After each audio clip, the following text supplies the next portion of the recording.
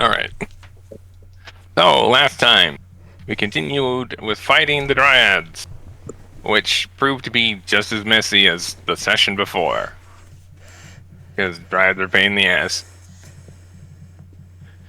Though Quinn in particular saw that these Dryads were more than a pain in the ass, but a pain in the arm, which he lost from the elbow down. As the corrupt Dryad, who had revealed herself before, decided that it was time for her to go now that you killed off all the others, and she was getting to the point where she's almost incapacitated. So she's just like, nope, I'm leaving. But not before blasting Quinn with Wither Limb. And then taking off. Though, very soon after, Sakura decided that she wasn't going to let her get away. Before then, leaving the church, chasing after her. Not that you guys needed her, with the chrysalis about to hatch. But she had her priorities. Sakura, can't live with you, can't live without you. Yeah, Spider Queen gonna do Spider Queen. So, with the Dryads all out of the way, you turned your attention to the chrysalis, managed to get a bit of damage onto it, and knock it down a little bit. So that when it hatched, it didn't have quite as much HP.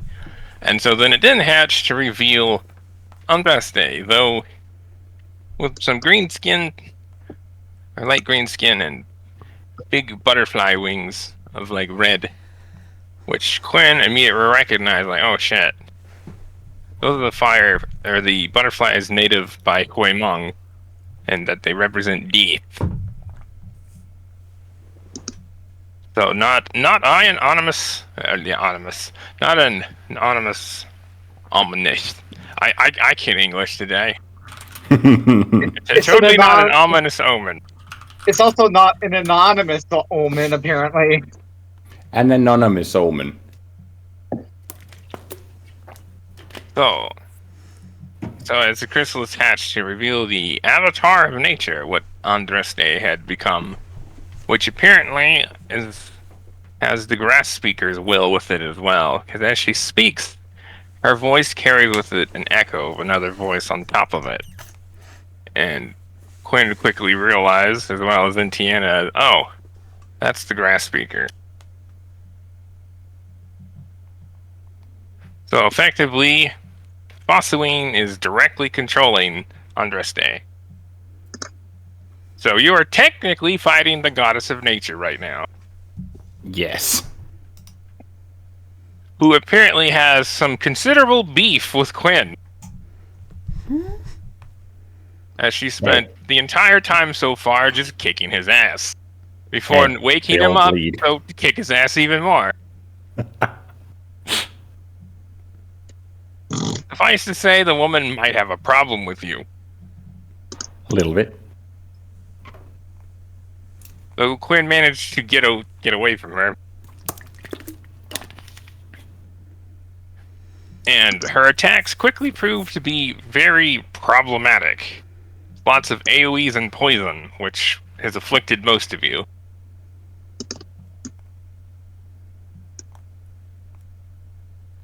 Though you managed to damage her wings, so she's no longer flying and not nearly as nimble. And then at the top of the round, we had Sakura manage to come back, toting the arm of that Dryad that ran off. So apparently an arm for an arm. Sakura then stated that she could have just killed her, but decided to let her go, but minus one arm.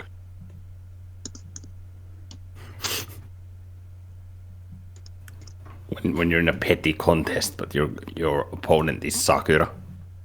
Yeah, after which she just threw the arm at the Fossowine statue, like right in its face. Suffice to say, the Avatar of Nature is not too pleased with this. In fact, she's very angry.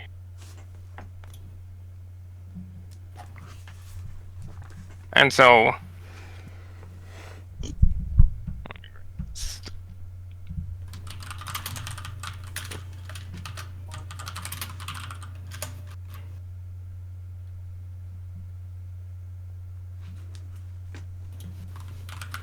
What's this? Wild pollen. Oh, yeah. Pollen. Yeah, I'm just fetching all the information we have again. Yep. Yeah, thanks to Quinn's very high rolls with her and the presence of Sophia, you guys learn a bit about her passive abilities as they happen. And let's see here. So we would begin with Biggs, because Biggs, as he goes to move, he finds that he's like, what the hell? He like tries to move, but apparently can't. He like looks around at the rest of you all.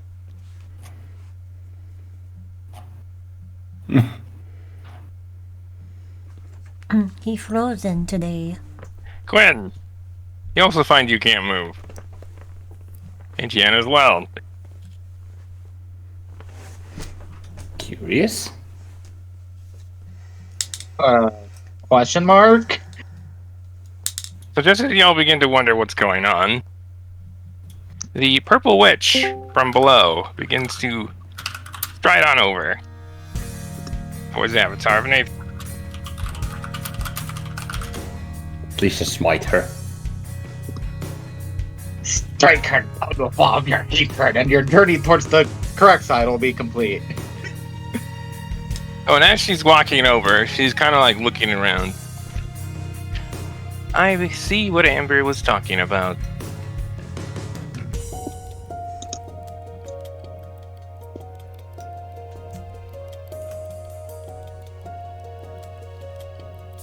So as she then reaches the avatar of nature, who looks her way, before the witch then raises a hand and just slaps the avatar of nature at the back of her hand with a loud smack that just resounds through the church.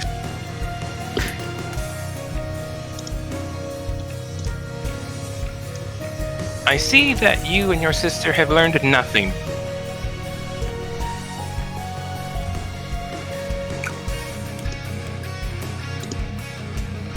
She then shakes her head. I see Harmonia's lesson was not enough. You are the goddess of nature. I would not expect such behavior from anyone, perhaps of the Beast Mother, as you have just recklessly attacked a mortal who had been cursed, and with you using your divine power as you have, this is grounds for me to contact the Owlish contractor and allow him to cast judgment on this. Though, I believe that this could be settled still as is. Though, not quite. She then looks towards Quinn before holding a hand in your direction, as dozens of tiny little clocks form around you, but then spin before then fading away. You receive the effects of a short rest. Nice. He then looks back to Androstay. You do well to be careful, especially in a form like this with this much divine power.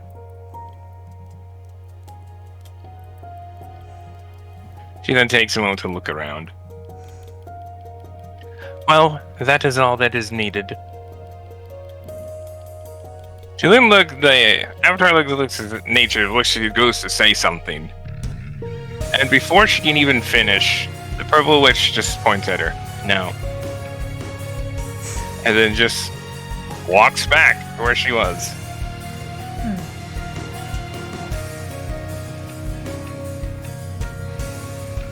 Quinn, roll intuition. And Tiana, roll conclusion. Was that no retorts or intuition?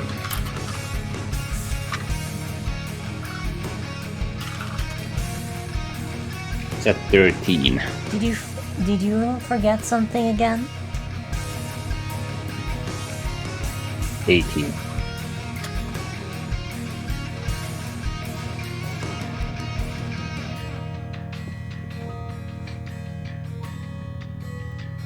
Also, Oh. I can. Quinn, it only kind of like clicks that, oh yeah, you were cursed, and she has essentially a lot of divine power running through her.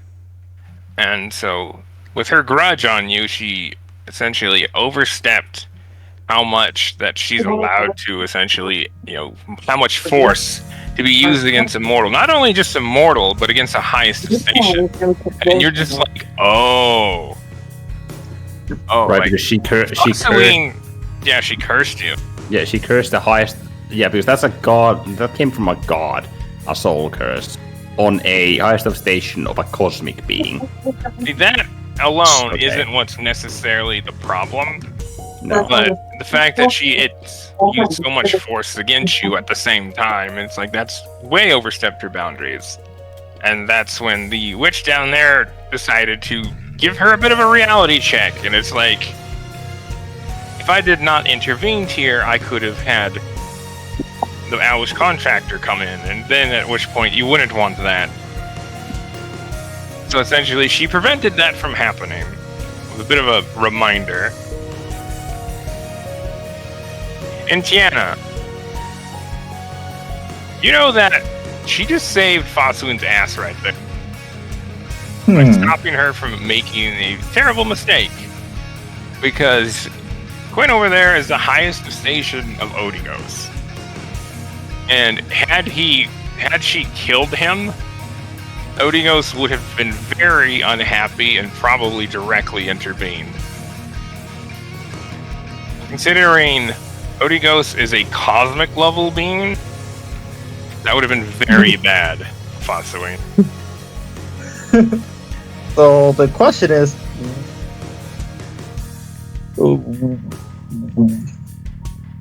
why did, considering we have enough to hold them dead to rights anyway, why didn't something bad happen to them?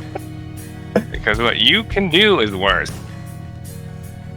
Strip the my plan for after we finish up everything, I'm guessing. All that and the fact that you can fight and kill her. Alright.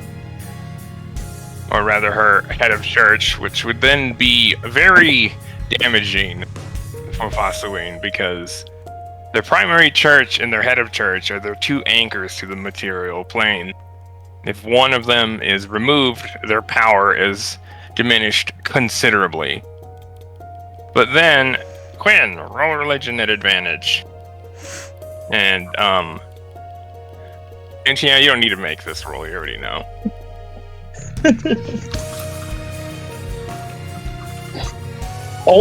Somehow I get the feeling they already figured my intentions for the place after everything else. The witches have, of course. All of them are chronomancers. I'm not talking about the witches. Oh, Fastwain and Lufa. Yeah. Well, larger Fastwain, but yeah. Or, Fastwain.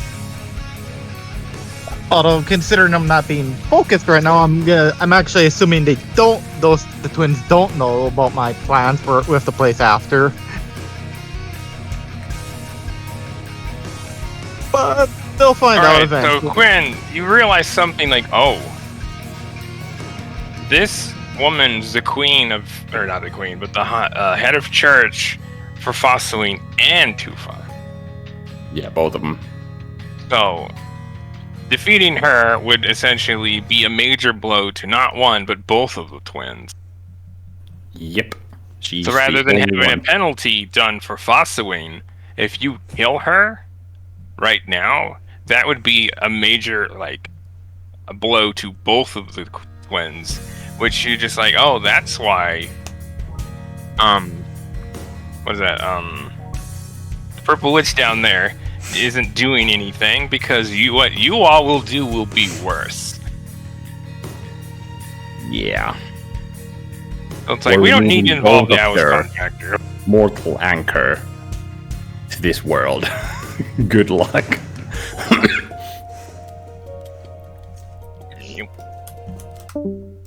So suffice to say, the Avatar of Nature didn't look too happy, but she can't do anything. And you think that she was about to protest, and argue against like what she had said. But the Purple Witch was just like, no, as in like, shut up. Like, this is what will happen.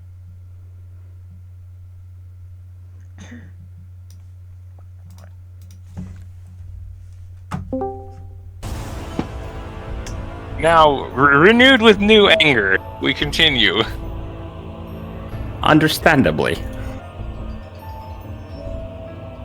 She just got put in her place in front of a bunch of mortals. She's not happy.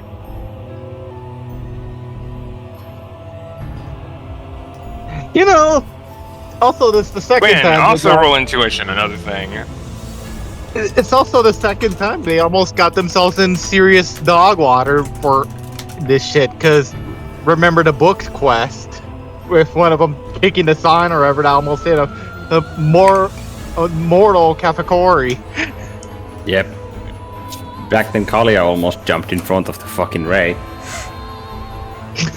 I forget if it was actually targeted at her or Kefakori. I think it was Kefakori. It was targeted at Kefakori, but like almost hit her. Yeah. And so Both wins. the second time they've got themselves in trouble. Yeah, they had a bit of a problem with their temper. Is that what you rolled there? 26, 27. 27, yes. So, you think about it, and you realize that you've encountered Fiona and Amber, a small handful of times, but you've never seen them directly address anyone like this.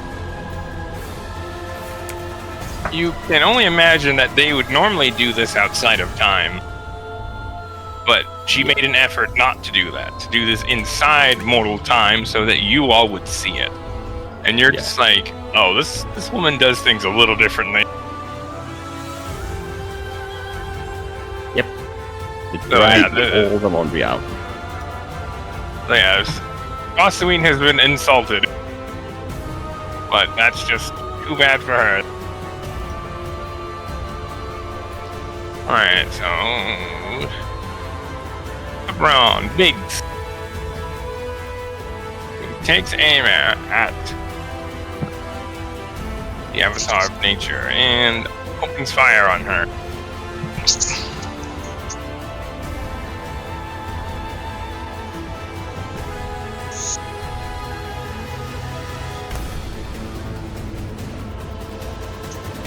Biggs, where's your thing?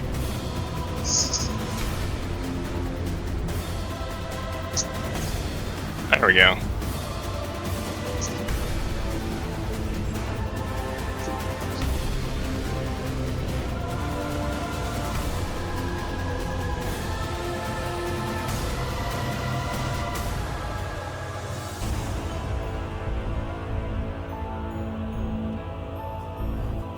So Biggs takes aim at her, and his first shot looks to line up right at her chest, but she manages to kind of move away and just narrowly avoid what would have been a very damaging shot.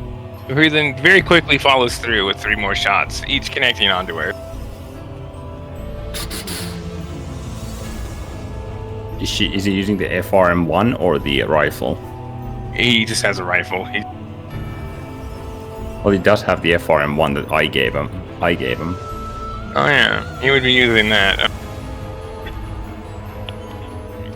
English thing for that. You. There you are. It's D20 plus Dex plus proficiency level plus 5, and then the whatever chronomancy shit, and then the 2d6 thing for every attack roll. Alright, let's see. You gave him what, like 1 magazine? No, I gave him everything that I had, so 3.5 mag. Alright, so there's this. Let me check the exact number of mags I gave.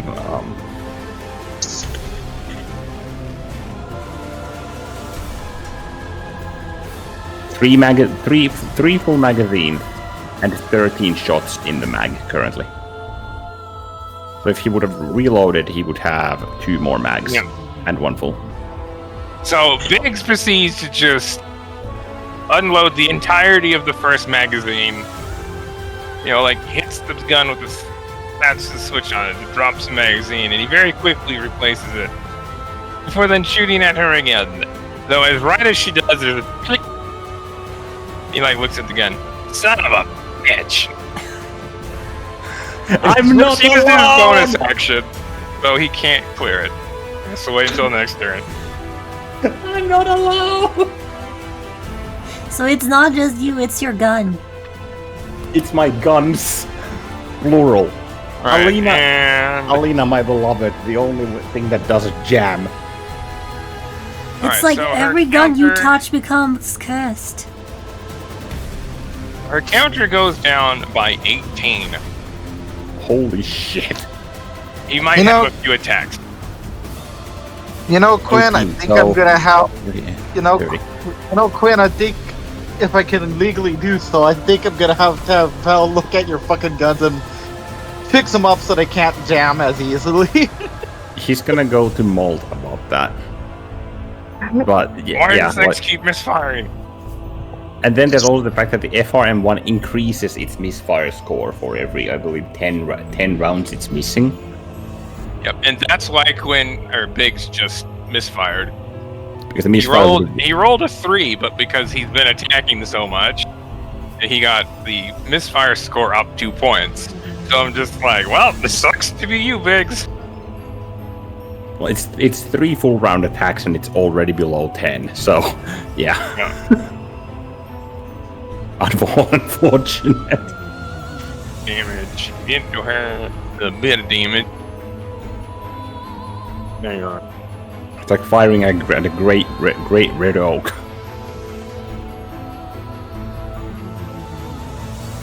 Allline's turn. Let's see, everyone looks to be relatively fine at the moment. So she takes aim at her with her own little rifle. Although, as she does, her first 2 attacks, the Avatar nature begins to move out of the way and can't quite find purchase on them. Though her third manages to hit the Avatar in the thigh, Ooh. and that reduces her counter by 1. You got that olive. Was it 3? By 1. Oh, 1. But in One total. is- But in total, What's it? this turn is 29. Yes, she's at 29 on her body. Alright, Quinn, you're up. Now, considering that my fucking holster for Whisper is on my severed arm side, would you consider like holstering my pistol an action or like a free action? Well, you can holster it for like a free action. Yeah, he's gonna holster it, and he's just gonna run forward and call up Amarsha. And bonus Alright, action. You will it forward, and it appears before you. You reach out and grasp it as you're running. How long is this thing? I don't think I ever realized, because I always imagine I It's will. about a meter in length, but not quite. Okay, but it's like it can be wielded in one hand. Yeah, It's not that big, yeah. yeah, it's a staff, but it's not a quarter staff. The bonus action Hunter's Mark on this bitch, and Hunter's Eye as well. So I have new features. Features that do things. Yes.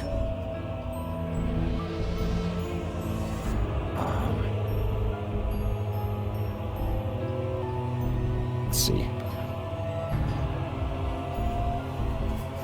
For that, legendary action. Yeah. All right. I was like, alright, she can do those right now.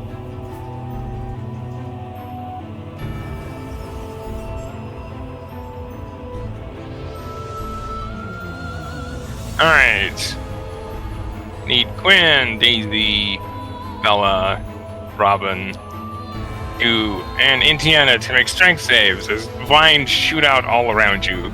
Reach at you.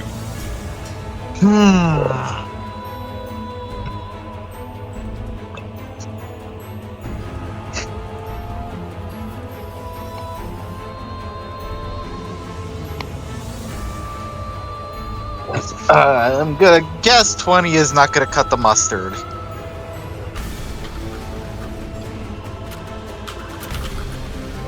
I think that's 30. I think her save is DC 20. Alright, so Quinn, you managed to just pull away from the vines and snap them. And Tiana, right as the vines begin to grasp onto you, you manage to just barely pull through and pull away from them. Let's see. However, Robin and Bella are not so fortunate. Okay, I need at least a 13 because I don't have Proficator in that. Wendell just snaps the vines away like they're nothing. Jesus Christ. This woman. Yeah, so we have Robin and Bella are currently restrained.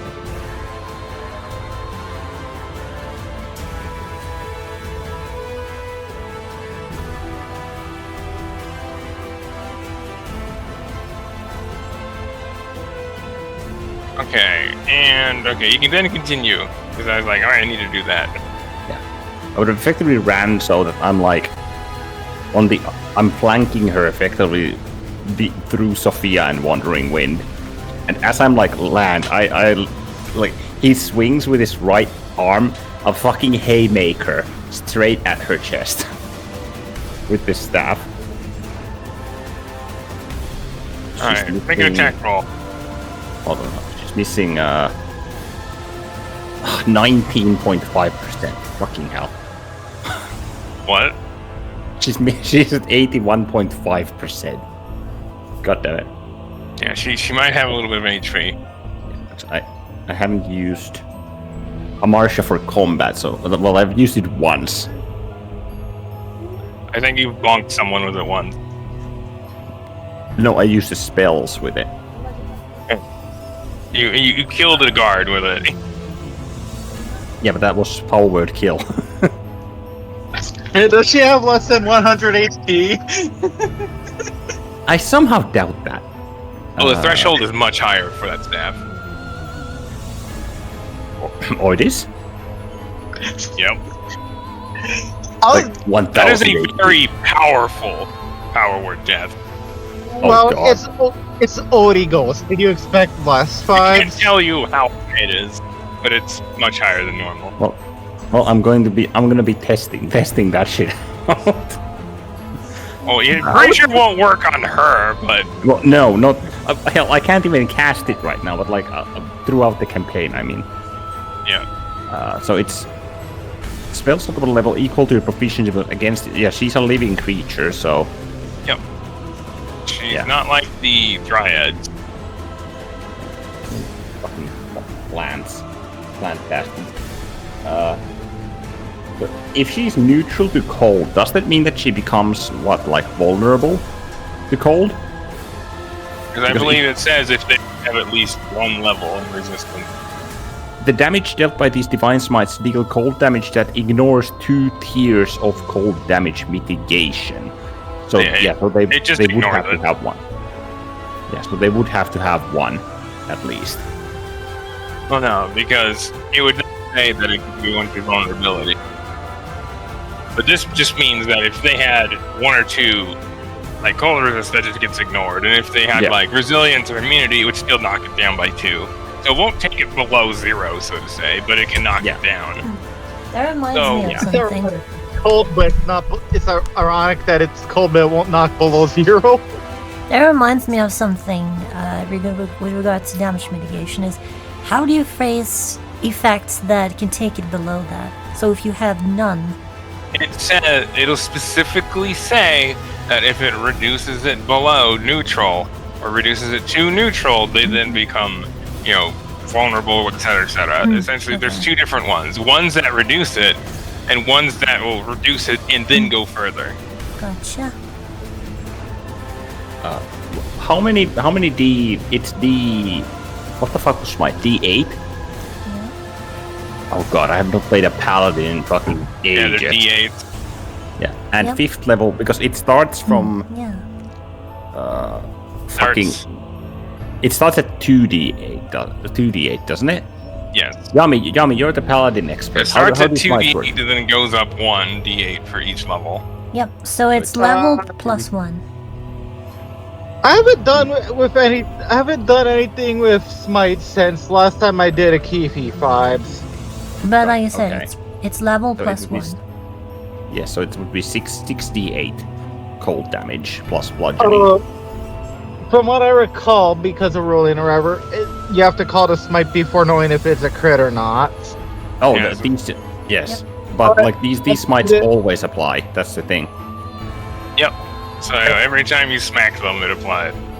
But at least, even if you call it a miss, at least it's not extended. Mm-hmm. Because well, you didn't actually smite anything. Correct. Okay, All so attack. yes, I'm just. It's.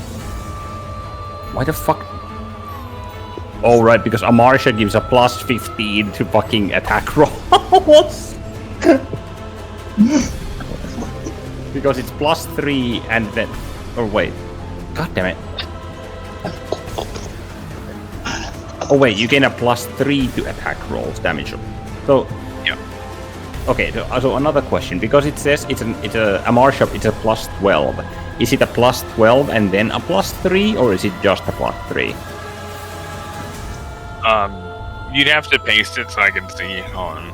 Because the name of the weapon is Amarsha Stuff the Reaper plus 12. Yeah, that's a plus 12 to attack and damage rolls. And then an additional plus 3, because it says so on the description. You gain plus 3 bonus to attack rolls. Yes. And what? Okay, yeah. Alright. I was just a bit confused about that, yeah. Oh my god, so that is correct. Let's see, so D20 plus 5 plus D10 plus 15? Yeah, that's okay, that's correct. I'm sorry for the delay, I'm just pasting this shit because I did not realize I didn't do it. There we go. So I can just copy this shit. And also plus 5 because Olivine. Yep. Yes. 34. That's a horrible roll. So as you swing the staff, you feel it begin to grow cold in your hand as fog begins to swirl around it as you take a swing at her. But right as it's about to hit, vines shoot out from her sides and just block the staff. And as the staff hits these vines, they just freeze and wither away.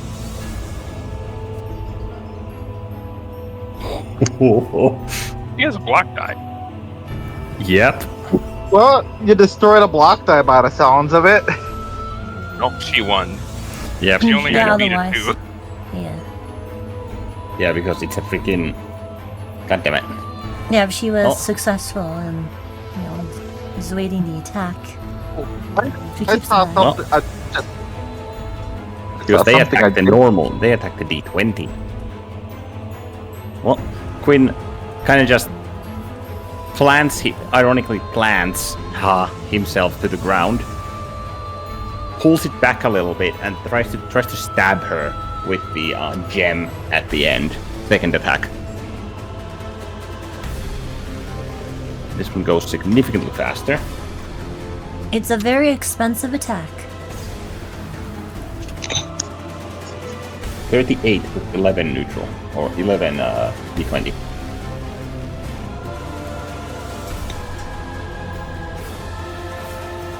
So once again, vines lash out and stop the attack, and they all wither away as well. You Fucking can hell. tell that she's looking a little concerned. Sophia then shouts, "She cannot do that again!" Oh, she can only do twice. Friend, roll conclusion.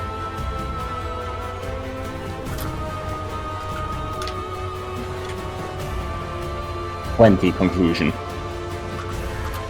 You realize, despite her blocking, it's doing damage to her ability to do so. So despite her damage, her block, or counter die winning, she's losing the dice anyway. Oh. Let's So I go. was So Marcia just destroys the die, regardless of, like, win or lose. right when I said you're destroying the block dice. Nice. Yeah, both block dice won, but because of Marcia is just the way it is, it destroys the die anyway. So she has 2 counter block dice. I mean, I still wasn't wrong, technically. No, you were. You were No. right. You were exactly right. This for the wrong reasons. Let's see. Yeah. Quinn then actually smiles at this. As third attack. And he pulls it away into like an uppercut. Like it grazes the grass and flies at her. So you go with a big swing and just throw your body weight into it. And as you do, you notice the grass like along the ground where you just sweep over just withers away in a line. Before you just hit her square in the chest. And as it does, you see around where you touched her begins to wither.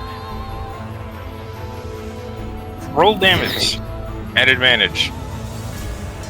Time for harvest, bitch!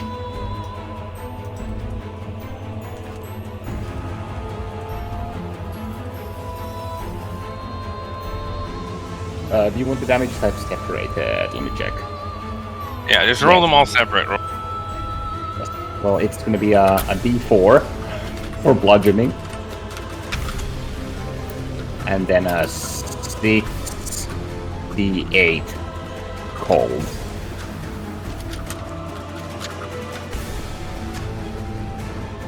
That's 4 bludgeoning damage and 28 or the cold. So you notice where you hit her, it withers the bark away as if it just goes right through it.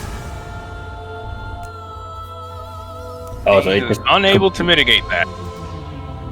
it's unmitigatable cold. Oh wait, no, it's actually no, because it's an extra 20 to the cold because it applies, or to the bludgeoning because it applies to that.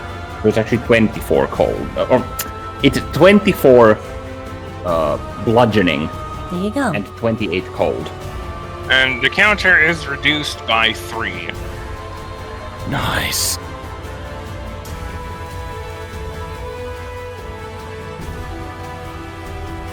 Yeah, you quickly realize she is defenseless against the staff. Yeah. It goes through all of her defenses. That has to be fucking horrifying. Yeah, because her bark skin works, absolute short of cosmic level beings. That staff is powered by a cosmic level being. So it just says no Yeah. to her bullshit.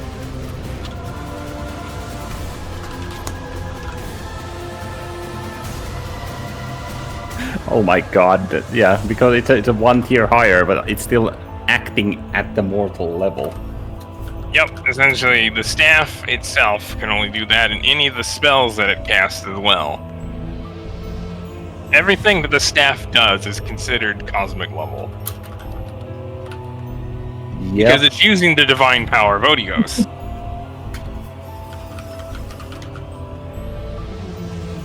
I just didn't want to get close to her because she's a fucking nasty. She's nasty, but still.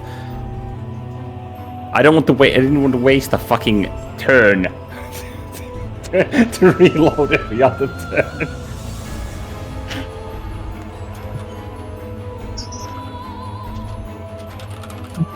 Fourth That's attack was 31 to hit. Oh, as you go to swing, she managed to just barely get out of the way, and she is grazed.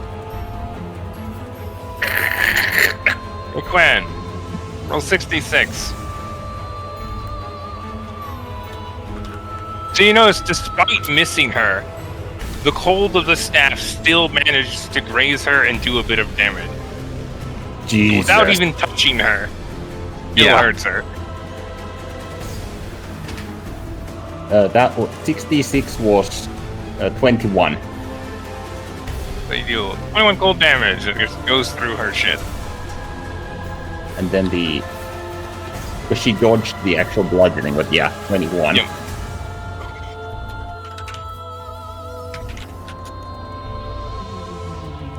Uh, 34 to attack. 34 hits.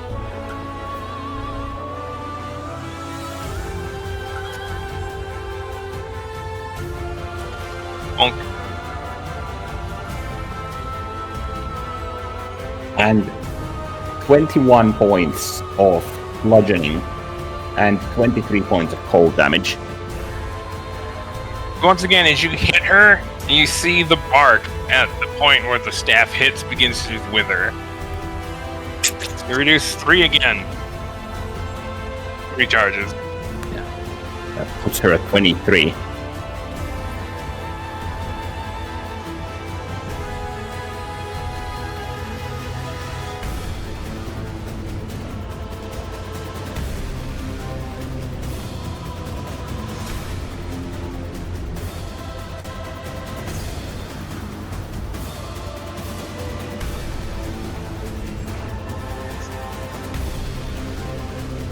Do you do And anything then- else? I still have my bonus action. Yeah.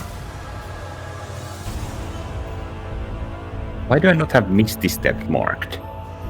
Well, I know you definitely have it. You've used it many times. Yeah. It is a fucking ranger spell, isn't it? Yeah. Yeah. Plus, I do believe you have the Fate Touch feat anyway. Oh, do I have it from fucking Fey Touched? Right. Yeah. That's why. Because, yeah. Right, yeah. Yes, Yes. we know. Tell what. I'm using Misty Step to get 30 feet away. So as the last attack lands, he's surrounded by silvery mist. And he lands back in his own blood. Take another trip. Biggs is next to you, like, working on fixing the misfire. Like, Sucks. bitch. Sucks, doesn't it? Yep. Might wanna These talk things to are Meg- not easy to fix. No, they're not. A complex Whistle- mechanism requires care. Whistles and devilish engineering. So, Sakura quickly takes aim, fires 3 shots at the Avatar of Nature, who goes to try to move, but doesn't even get a chance. As both 2 shots hit her in the side, and 1 hits her almost square in the chest. God damn. And that reduces her counter by 3. Nice. At 20.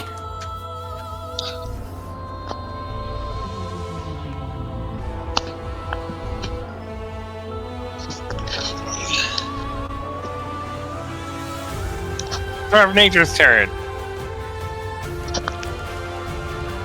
It just gives kind of like an angry growl, and vines explode out from her and just blast Wandering Wind and Sophia away. Ah!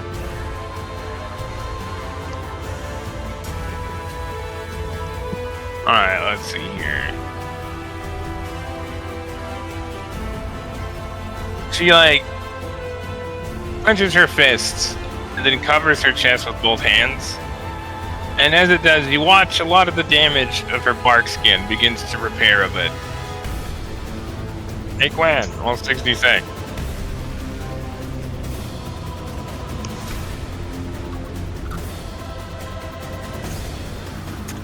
God damn it, not that. 66 Ch.1. 26. He recovers 26 mark skin charges. Oh shit! Whoa! She's back at 40. Back at 46. Imagine that takes resources, and she can't do that very often. We'll see.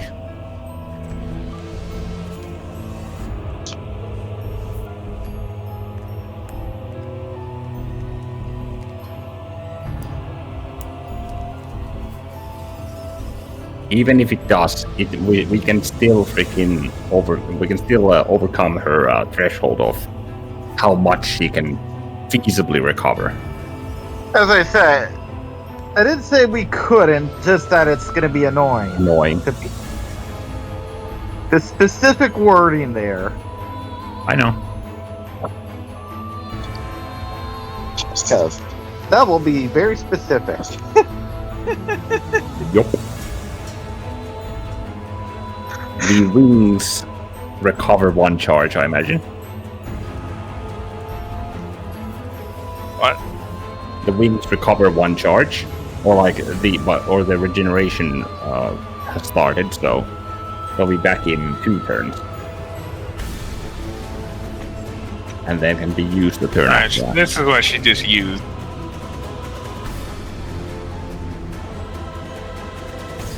Named bark skin. Fix the language of it. There we go. At the free action while both wings are disabled, the Avatar of Nature regains 56 greater divine bark skin. So, okay, we only want 1 wing disabled at a time, it sounds like. I mean, she would have so many more resources then. And we would do no damage. Remember her damage resistances?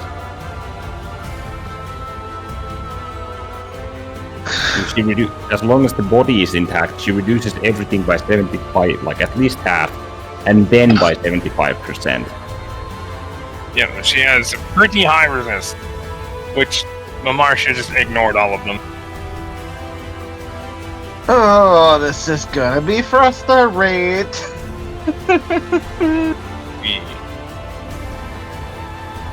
Hey Quinn, how much valor do you have?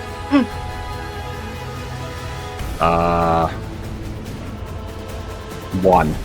I'm gonna use it when the fucking body is knocked out of commission. So she runs up over here, and then kind of claps her hands together, and then cups them together. As from her damaged wing, bits of pollen begin to swirl all around you, and I need Tiana, Olivine, Quinn, Biggs, Wandering Wind to make a con save. Oh wait, no, you make 3 con saves. All of us? Yep. 3 consecutive con saves.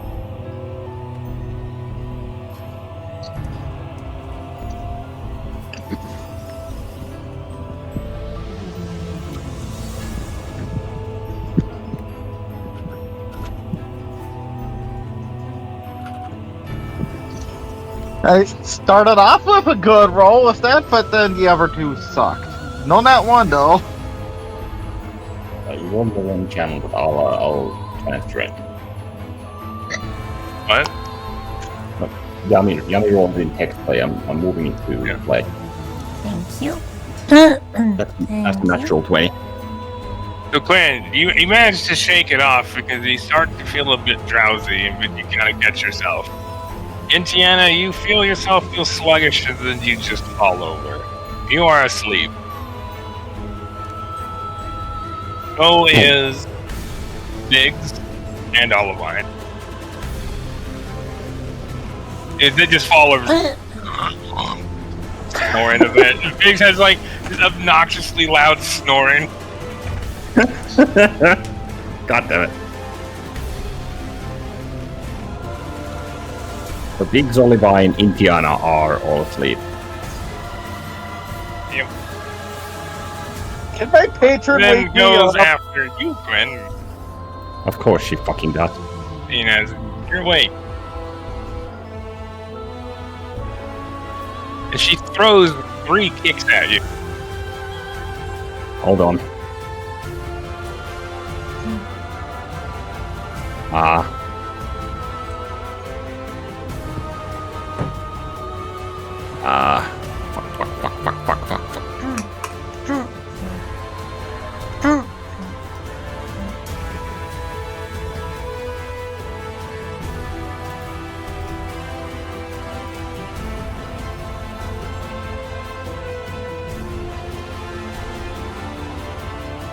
Oh fuck, that doesn't apply, god damn it.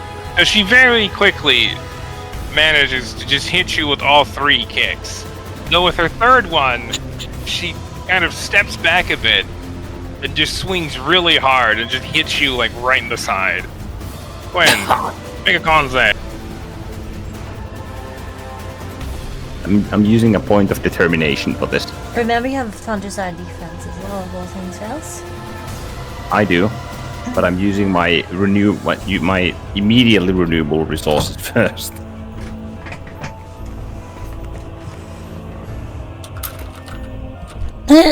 Yep, I know. If I was asleep, does the freaking +5 apply? It doesn't, yeah? No, it would not. She needs to be conscious. Yeah.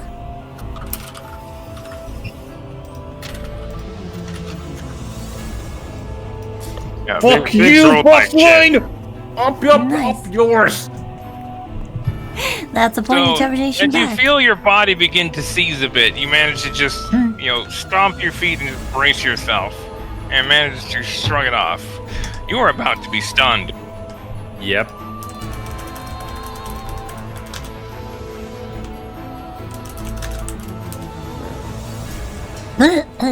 Yeah. And the rest.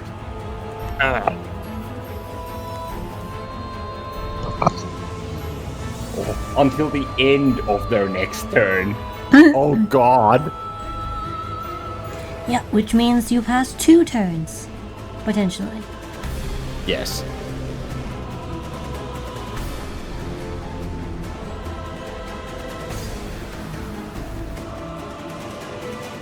Let's see, and you take...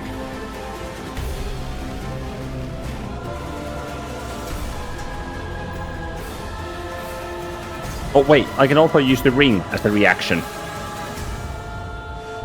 Alright, go ahead and use the ring. Yeah. I believe... Is she attacking you again with the same thing? 2. Holy shit, that's actually beneficial for me. So... It doesn't last until the end of the current turn, I can't remember. What, The ring, how long it lasts.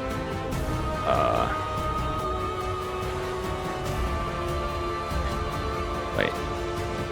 It says at the bottom, once this effect has been used, you must finish a short or long rest before you can use it again, but that's the banish thing only, I believe. Yeah. Yeah, Imagine essentially, so. it can't completely backfire. Yeah, like, how long does it last? Does it reduce 1 attack? Does it reduce multiple attacks? Does it last when... It doesn't... I don't remember. It doesn't say. Just As link it. Link what it As says. a reaction to taking damage other than fall damage. Is what it says. And... I'm linking it, hold on. There. It doesn't specify the duration of it. Other than on the failure things. Yeah, so it just reduces the 1 attack. Yes. Yep. Which would be the first one. Because Quinn would be like, no. Alright, so the first hit deals 18 damage before reduction. 18, so it's 18 times 0.33. That deals 5 damage. And then you take 24 damage with the next, 24 bludgeoning, and then 10 bludgeoning. Actually, no. I'm gonna roll that.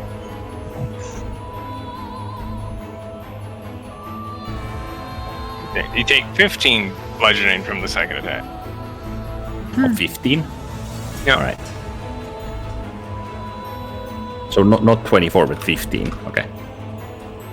When That it. vines shoot out from the ground around her after her last kick, and they go to sweep your legs. Make a strength save.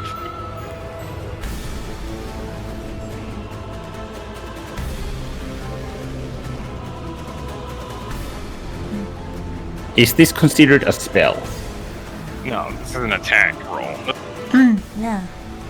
Because it's physical. So a strength save. Let's see.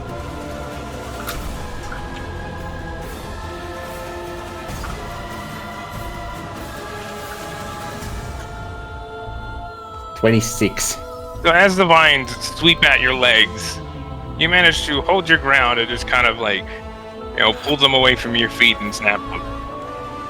Like, that just tried to leg sweep you. Yep. And you take 13 bludgeoning damage. Run.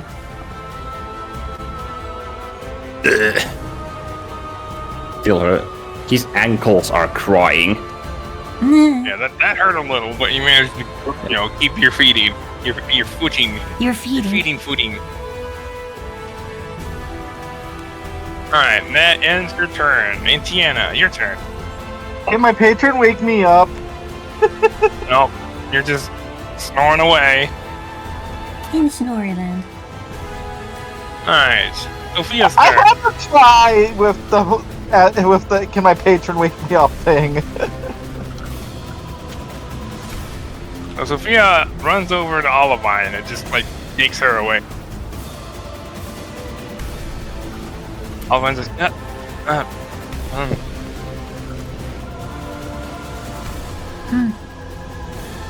And she moves over here and just slaps Biggs in the face.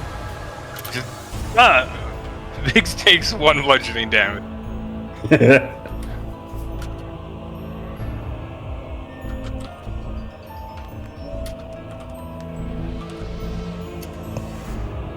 It's her turn. She used her actions to wake people up. Legendary action. Make Wed. Yes. The Avatar Nature holds a palm out in your direction. Make a dex save. Is this a spell? No. Fuck. As something jets out from her hand. Dex save. Let's see. Using a point of determination for this too.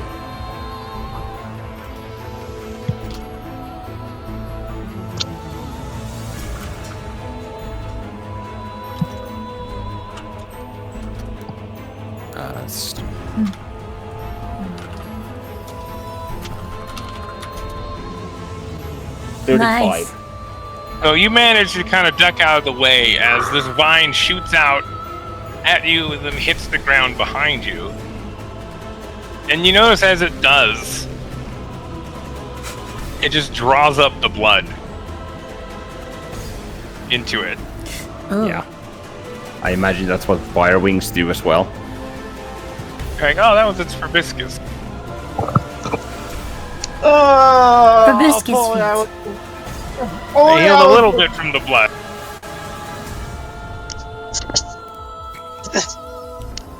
If only I was awake so I could pour some gasoline into that. Layer action. All of the flowers that are on the field wither away. Yeah, we should have probably taken care of those.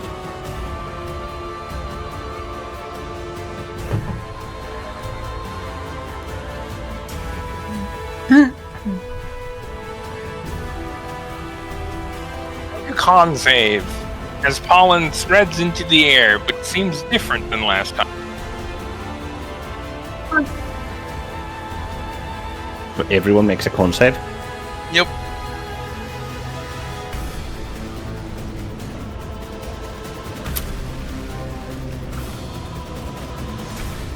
Also, did you account for the bleed on the avatar? Yep. I would like to she has use. no more bleed. Yep. 21 just fails. Use your I would feature. like to use Hunter's Eye Defense for this. Which increases by... Wisdom modifier and 1/4 my ranger level, which would make On. it pass. It's while you're how long does your fucking Hunter's Eye shit last? Actually, wait, because I don't think I ever marked her. You said you did. I remember you saying that you would. Oh wait, because I Wow, marked that- her. Hold on. How long did it last? I do not recall off the top of my head. This benefit lasts until you finish a short, long rest. It ends early if you designate a different creature. So she's Oh, hunter. just paste it. Oh, here. It's at the top and the bottom where the important parts are.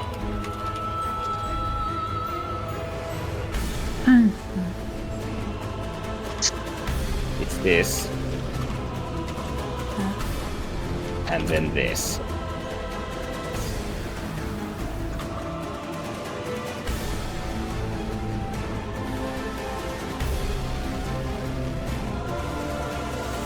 Oh, how many times can you use it?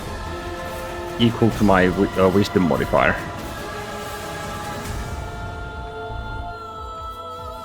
But I got a short rest, which reset it. I can use it 5 times, which I've now used it once. On Andraste, or the Avatar of Nature.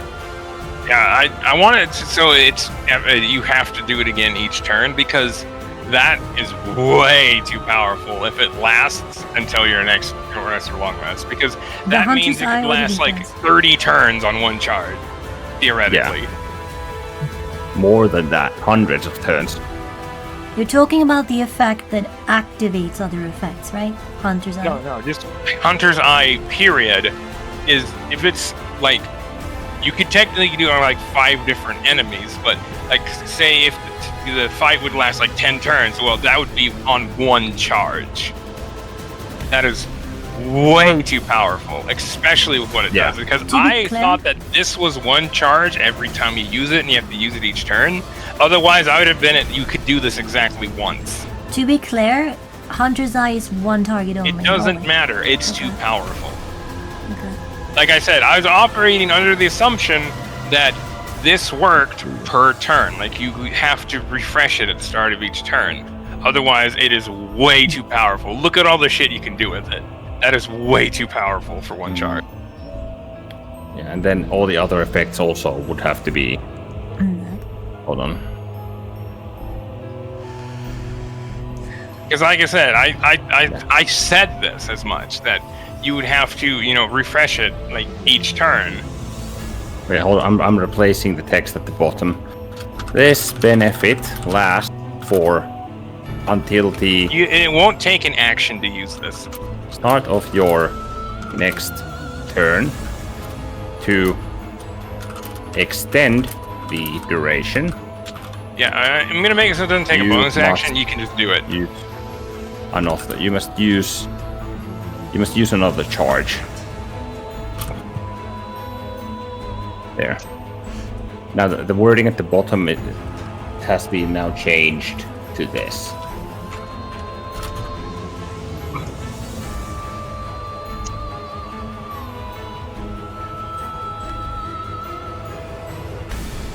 Yeah, make it so it doesn't take an action. Essentially, you can just designate it. You can use. You can focus your ire. Yeah, because given what this is, it wouldn't need an action. Because this would be trivial for you to do. Yeah. But that being said, it still applies currently because because I applied it at the at the very start of my turn. And if we operate by this assumption, it would have been it would have been like, it would have just happened. Yeah, so It would have been a essentially very that's quick one ending. of the 2 charges because it has a separate charge for this particular feature. Yes. Yeah, so you manage to, keep and shrug off this. Tiana, what'd you roll? Oh, shit. I spaced it out there. Con save. The pollen seems different this time. 23. You just kind of like roll over in your sleep, like, whatever.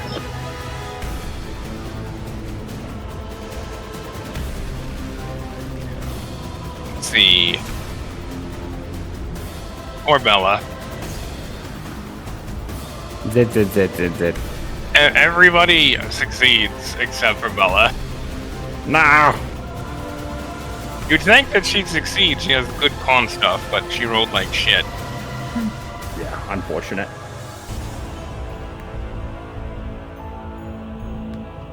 And she takes poison damage, and she's already poisoned with this, so she can't be poisoned again. Yeah, she's poisoned by both wild pollens. Yeah, both of the poisons, and then she takes even more poison damage.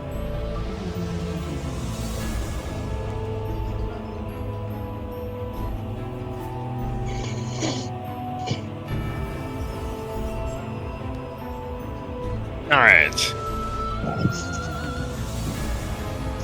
Robin's turn. Who manages to break free of the vines and take aim at the avatar nature. She fires 3 quick shots at her. Pew, pew, pew.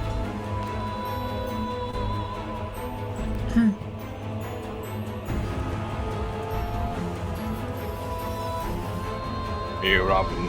Alright.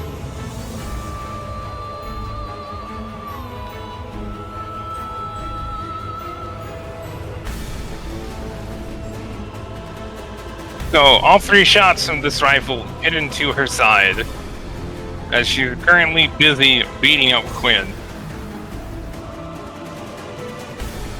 And her marks encounter is reduced by 3. Alright. Back to 43.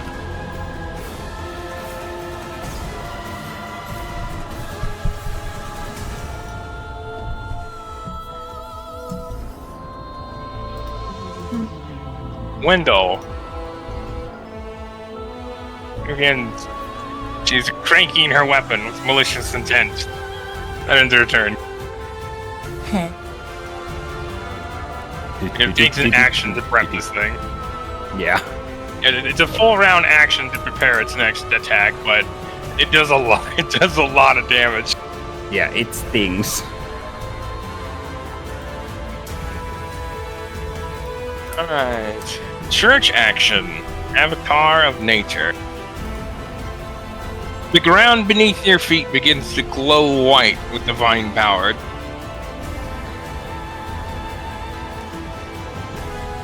Everyone make a athletics general or acrobatics check. As it feels as if the feet beneath you begins to shake or the ground beneath you begins to shake wildly.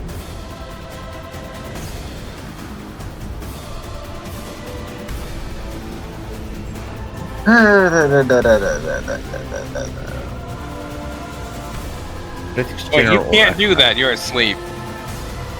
Yep. But wouldn't You the sure shake wake you up, technically? Oh yeah, this is gonna wake you up. So yes, I can. Yeah, but You do not, in fact. This effect, you take. Let's see. Would you still Alright. be prone though? Yes. The effect wakes you up because of what it does. As you just wake up being violently jostled on the ground, just smacking around, like hit your face on the ground, and you just get drunk. Alright, and Tiana, you take.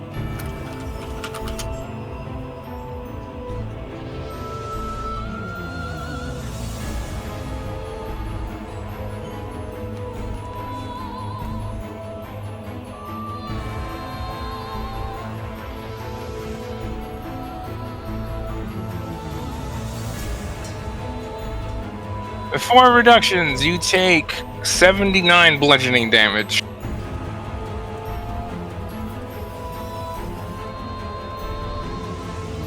Is this a weapon? Is this a weapon thing that can be blade warded? Unfortunately, the ground is not a weapon.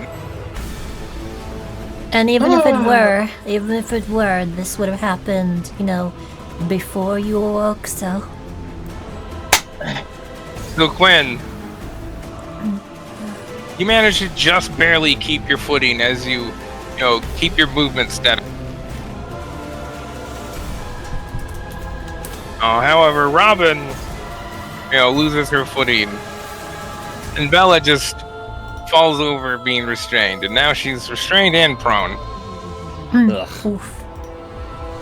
And she takes damage. How's Wendell with her music box of fuck you?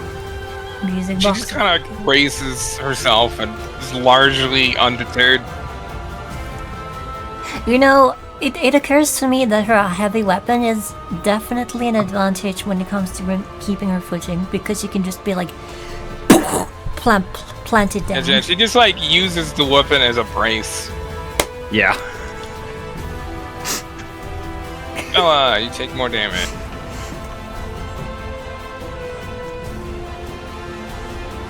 Alright. Robin, you also take damage.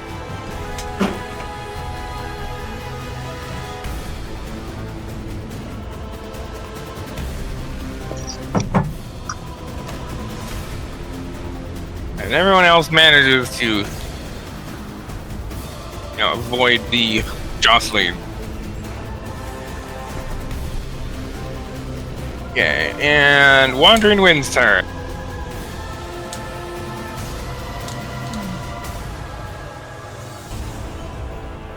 Who steps over here, takes aim with his FRM1 and just shoots at her. Just whatever, rapid fires, right into her side.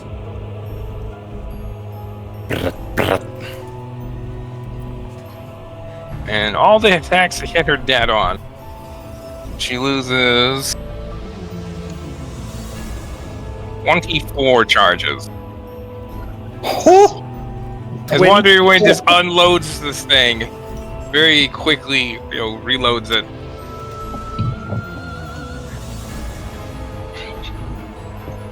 She's already. He doesn't quickly reload it. He just kind of fumbles a bit. It's like he doesn't have a gunner, so he then ends his turn as he's reloading it. So he just unloaded the full magazine, and pretty much it was just like, oh shit, I need to reload this. Yeah. He's not used to firearms as much as the others. Nope. He's the Giga Chat with a melee weapon in a fucking Wild West combat.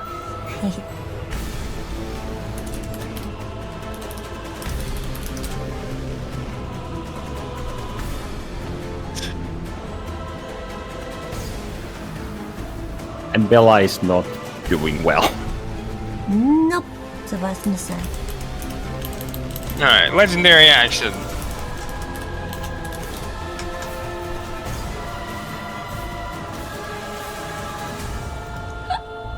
Avatar of Nature then holds out a hand towards Bella. As Vine shoots out from her hand and sticks into Bella's side. Is this a spell or is this the proboscis? The proboscis. Bella takes quite a bit of damage. There's a problem. Can I attempt to sever the proboscis with a reaction? Fortunately, no. Fuck. And Avatar of Nature heals a bit.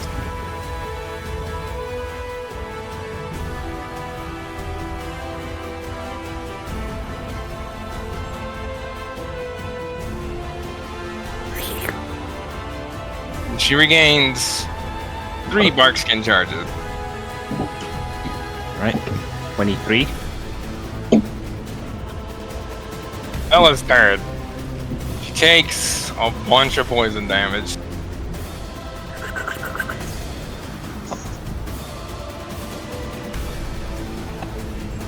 Did I hear Jesse come back? Yeah, I just got back. Welcome back. She stabbed freaking Bella and healed a little bit. She said, yeah. I heard that because my phone, the room with the desktop's right next to the bathroom. Ah, gotcha. Yeah, Bella not looking too good after that. Takes poison damage from 2 sources. 8%. She's gonna go down next. So, Bella then pops a potion because, ow!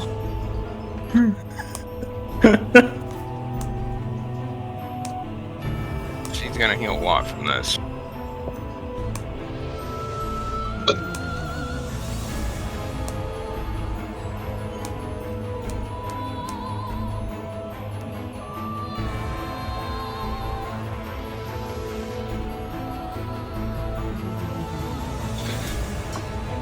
So she drinks one of the major potions from the armory, and despite the fact that she's still clearly poisoned, looking a little pale, she otherwise feels much better. She has a very high con mod. Yep. Nice. It then full healed her. Holy shit. Belden holds a hand out towards the avatar of nature, who begins to erupts into fire.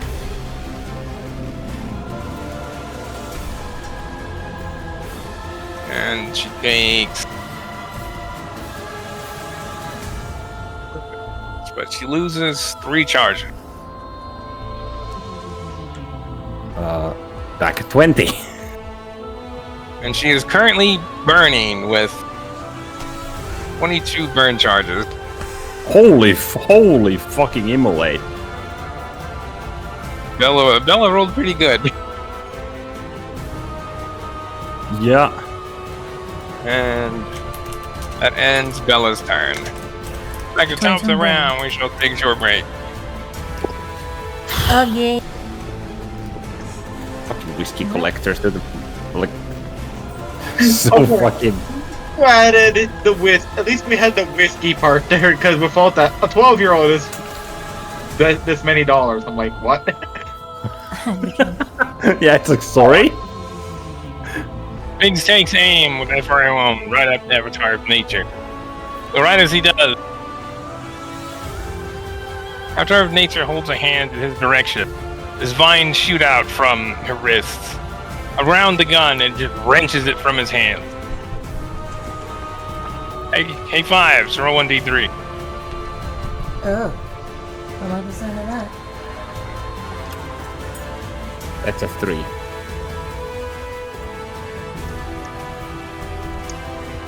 The vines snap the gun into several different pieces, which then falls to the ground around her. Was that a natural one?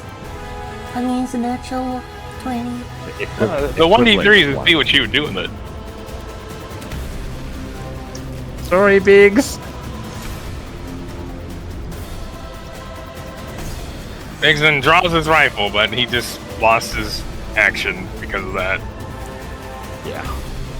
And reloads his rifle since he didn't do that yet. All of us are. Biggs aim fires 3 shots at the avatar of nature. First one misses, though the next 2 manage to hit. And that reduces her bark skin charges by 2. Gotcha. Whoop. Fucking dick. 18.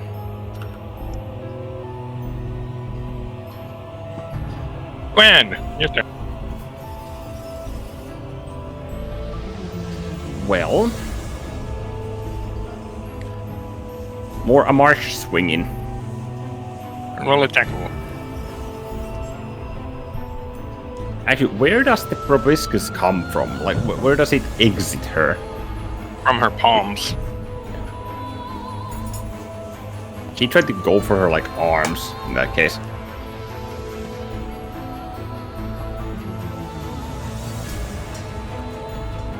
First one. Hold on. I don't think I added the +5 from Olivine. Dex proficiency and then... Yeah. The first one's 33 with a 3. Probably gonna fucking beat it, but Marsha's gonna eat that anyway. You swing at her with the Marsha, and vines get up from around her, manage to block the hit, then wither away.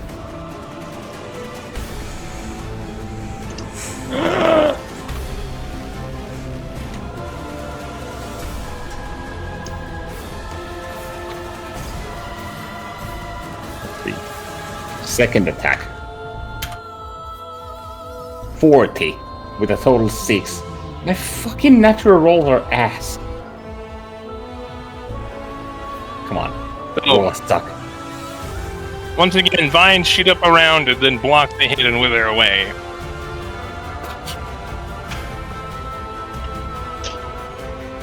Quinn actually kind of clicks his tongue at this.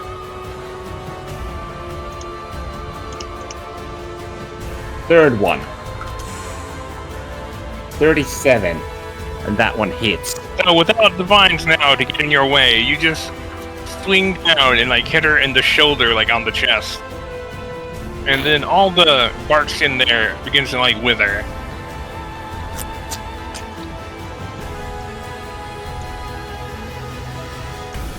It withers it. That's fucking nasty. And you're just watching it just age. Just wither away. Oh. That's beautiful.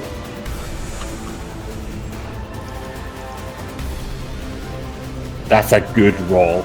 23 bludgeoning, 35 Oddy gold. Oddy cold. Oh, she takes all that damage. And she loses 3 stacks of bark skin. 3, so she's at... she's at 15, holy shit.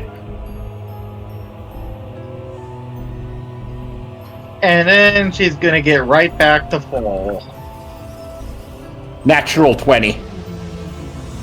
Nice. Okay.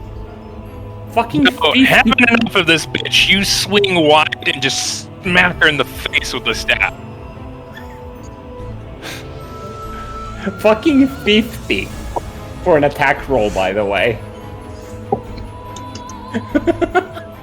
Yeah, that's a hit right to her, like, masseter. Right to She her fucking staggers left back a masseter. few steps from this hit.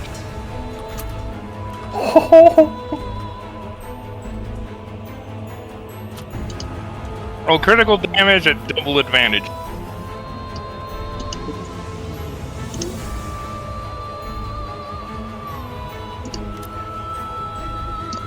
That's, so it's 18 D8. Keep highest 6.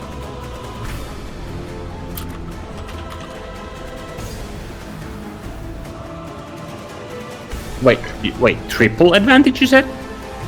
Double double. advantage. Or double, yeah. Double. Double. 27 bludgeoning, 46 cold damage, and that's also valor. It include critical damage. So I didn't. Yes, It's you did not. 8 times 6. Bludgeoning 12. So it's 46 plus 48. Yeah, so that's 27 bludgeoning Plus 12. and 94 cold. Plus 12. Why 12? Because 3d4. From what? That was a crit, yes? So you add 3 times 4 to the bludgeoning damage, yeah? Oh wait, fucking Hunter's Mark too, yeah. And the Hunter's Mark. Wait, what do you mean 3d4? From what? Is this not a critical hit? Do you not deal 3d4 bludgeoning?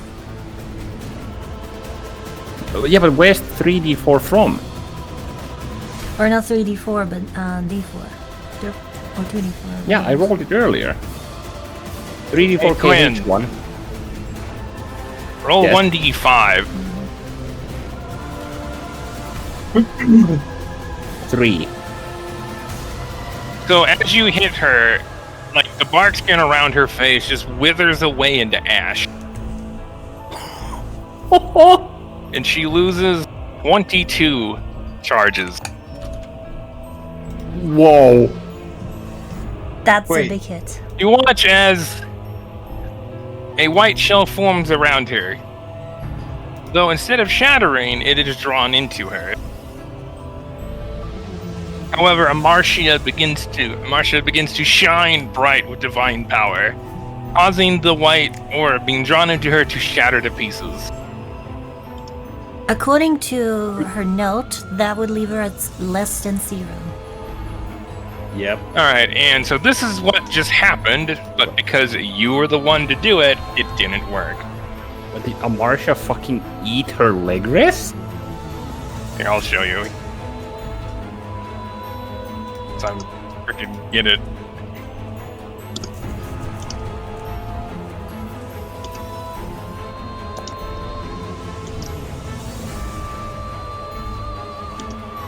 Quinn's knuckles are just fucking white as he's still fucking basically choking Origos at this point.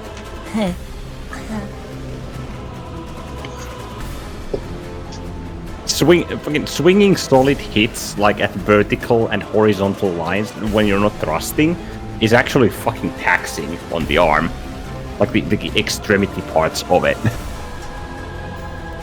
especially with like staves and shit.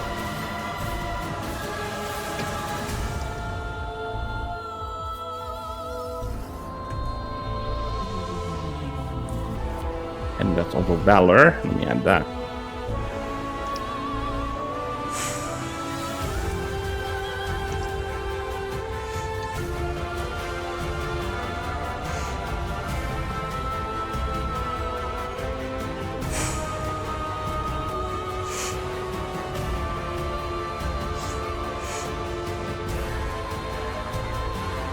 That is what she just used, or rather, tried to use. And give that a read.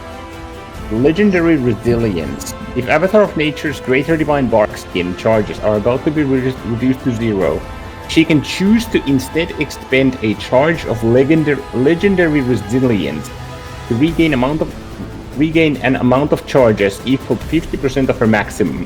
Oh fuck, rounded up. So she would have what? She would have gained like 30 charges from that. Yep, go on, there's more. Additionally, if any wings are disabled at the time of activating this ability, the number of Greater Divine Bark Skin charges that the Avatar of Nature regains is increased by 25. That would have been a fucking full heal per charge if we did not disable her wings, and if I wasn't the one who did it. Oh, Jesus. Short of cosmic level beings, these effects are absolute. Nice! Yeah, because Marcia just ignored it. Yeah, Amarsha just told her to sod off, basically. Yeah, she is now stunned. Oh, thank Christ. As Quinn raises his staff, he just yells out, "Curb stomp this bitch!"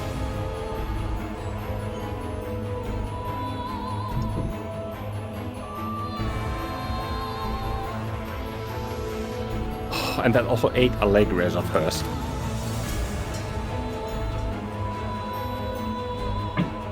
Actually, it did not, because she couldn't even do it. Ah, okay, so it was about to. Gotcha. It was about to, but it just didn't work because of what interrupted her. Okay. And just like a smite, just like a called smite, if it's unable to work, it just wouldn't apply. It makes sense there, even though I don't like that. But at the same time, I wouldn't want to lose a smite because the smite miss. Natural 1. Are you fucking serious? She's stunned. Wait, no. Swing would have had her. advantage. Yeah. Wait, is she mechanically stunned? Yes. Yes. Oh, that's an advantage then. So roll the d20 again. Plus 8, plus 15, plus 5. Duality. Nice. And Valor. I want to say narratively accurate. Oh, you take a step back to give yourself room before you just swing the staff wide and just hit her right square in the chest. As the jewel upon it begins to just glow white with divine power.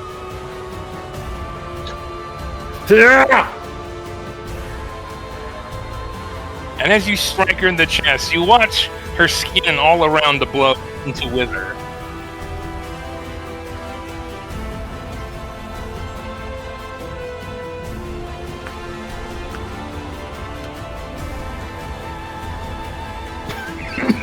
Nice. I just realized because she's not fucking Hunter's Mark 2. Or she's Hunter's Mark 2. Yes. And it applies... Yeah, it applies to the fucking... this one, so...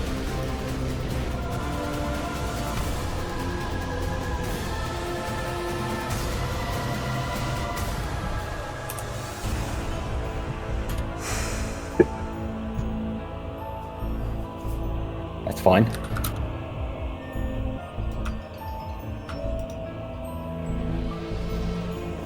$68 plus 6 times 6 times 8 plus how much was it? 48. You still roll damage dice at advantage, I believe, because of the same turn? Or... No, because I didn't declare that. Okay.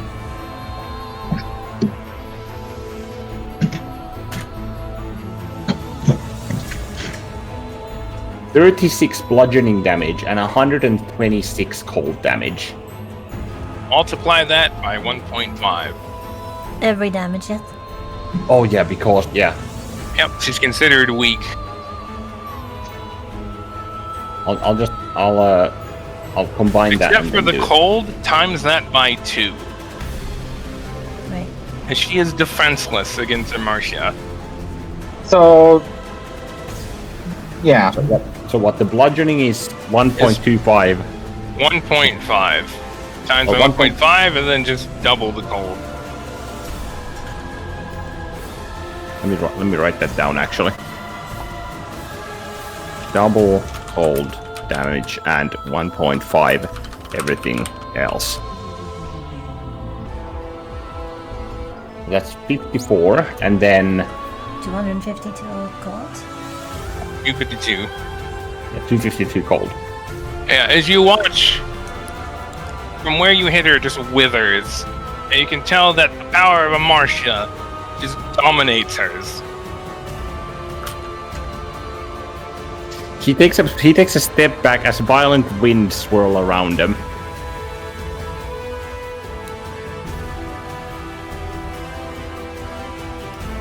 This is what's about to happen to fucking the Avatar of Nature.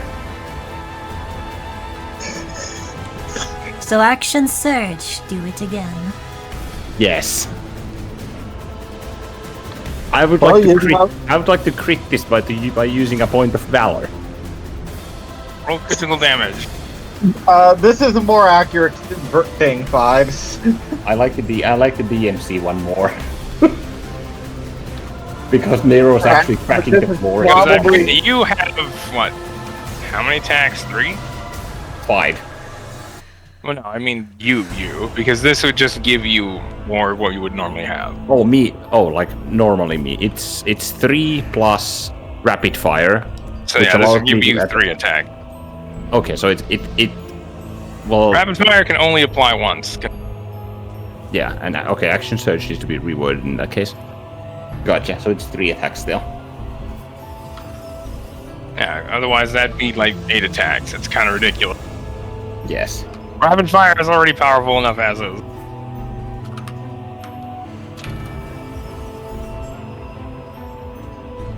Let's see.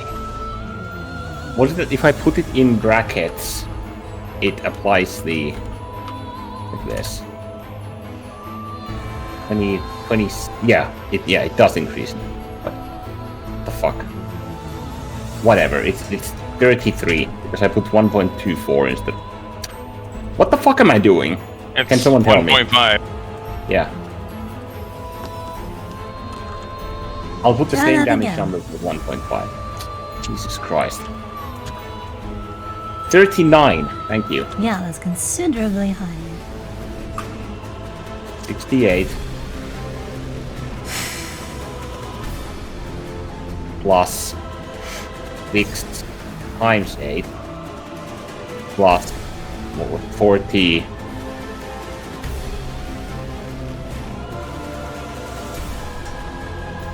What the fuck was it? 48, yeah. Times 2. Does this even fucking work this way?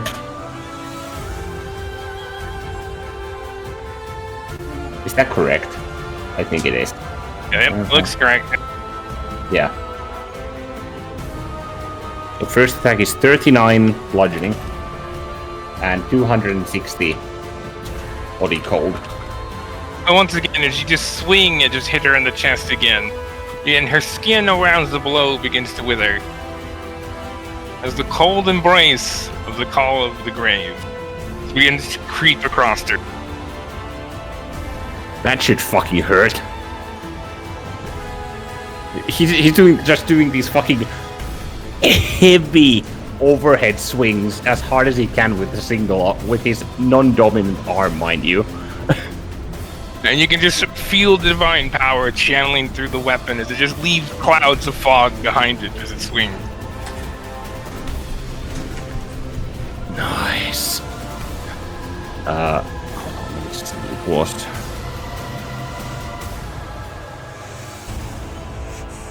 Oh yeah, I deal 1d6 additional cold damage now as well. Do it again. I use my last point of crit to auto-crit this.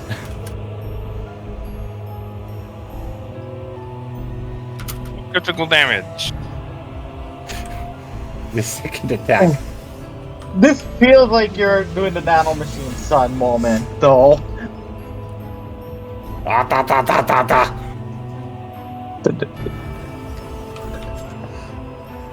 That. And then it's 68 plus 6 times 8 plus 48 times 2.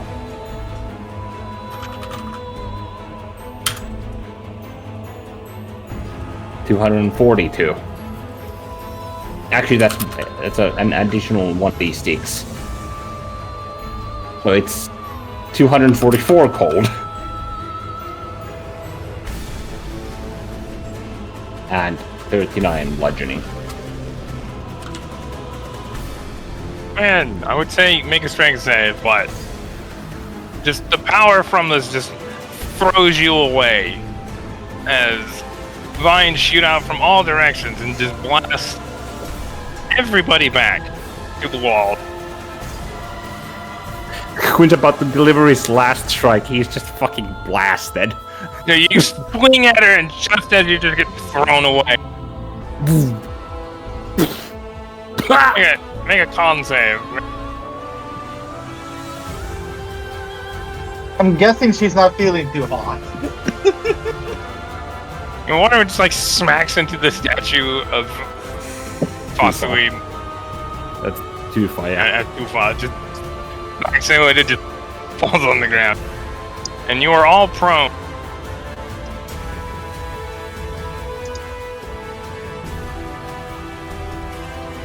And you hit the doors and fly through it, and just like land right next to Pop. Dad's like, having fun, son? You like look around and you see like a bunch of like dead guards. Jesus. He just looks at you and then just goes back to like looking around. And just kind of looks at like, what happened to you?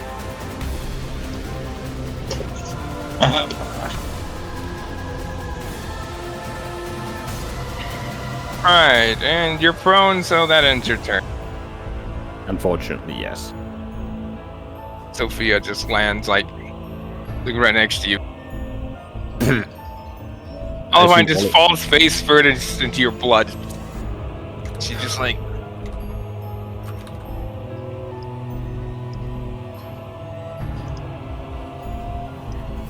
Oh, at the same time, you watch as divine power washes over her and her wings return to pristine condition. Okay, I call bullshit. She's still stunned.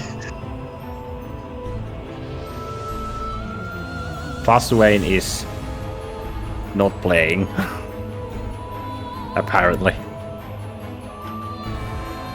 And she's not stunned anymore. Is her main body full? Nope. Okay. It is at 30. 30. Okay, all of them are at 30. Gotcha. Yep. God damn it. She took some heavy damage though. Yeah.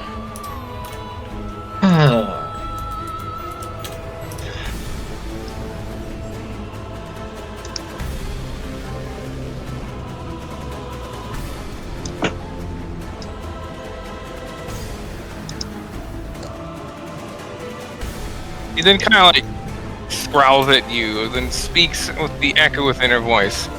You did not think it would be that easy, did you?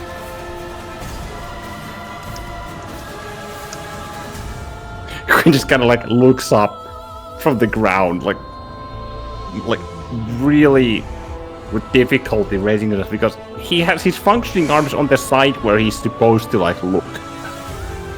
So he's just like, it never is with cunning foxes like you. But you Sakura's all the only bleed one the that same. isn't. Sakura's like the only one that isn't blasted back, and she just like grabs onto the altar.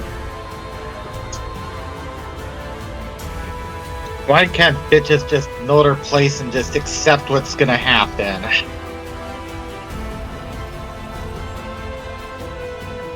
Sakura's turn. Takes aim, fires 3 shots at the Avatar of Nature. Just, did you... Was Wendell's reload interrupted, by the way? Yep. Fuck! She got thrown back.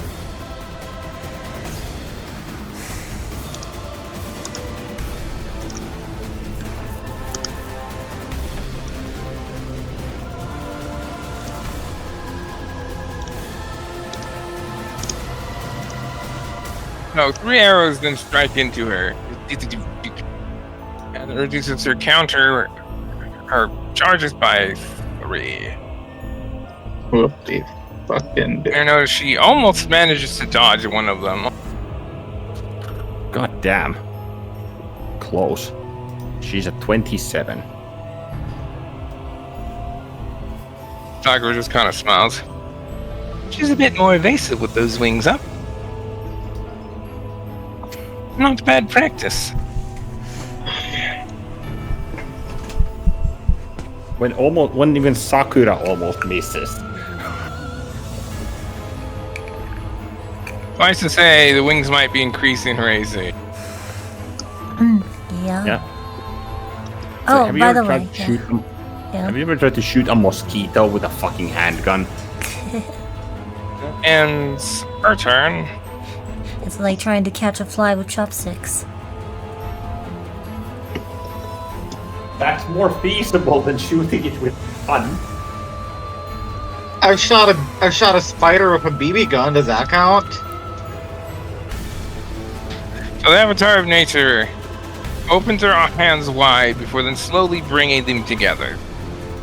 And as she does, she glows with divine power and then throws her arms out wide as just waves of energy to shoot out. Hey everyone!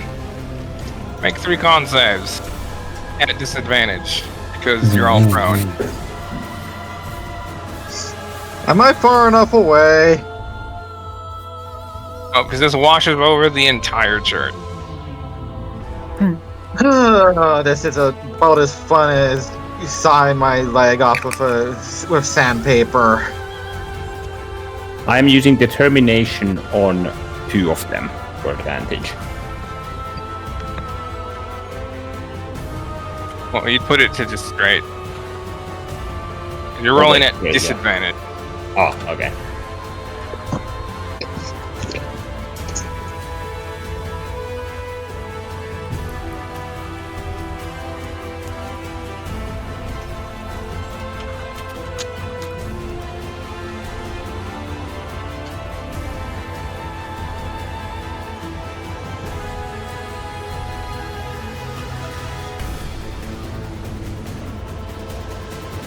I'm using the second charge. Actually, no, I can't because I don't on her. So yes, 24, 25, and then 13. Roll Queen. 1d20. 1d20. Okay. Can't roll a d20. 19. Alright, Gwen. Roll 1d6. What the fuck? Tiana. 2.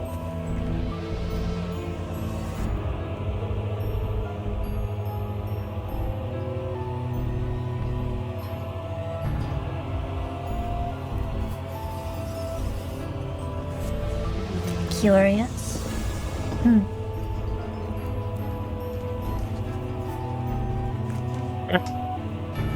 You feel really tired.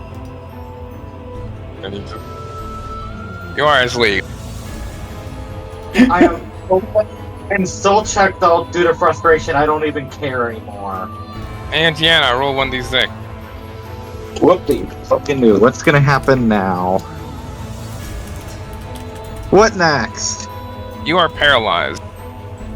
Oh, Yay! Yeah, that's the paralysis effect. Paralyzed. Yay. You're paralyzed until the end of your next turn. Yeah, it's not like I was able to do anything anyway. We haven't got checked out here. Alright, least you you're not also being- take... At least you're not being focused by this bitch.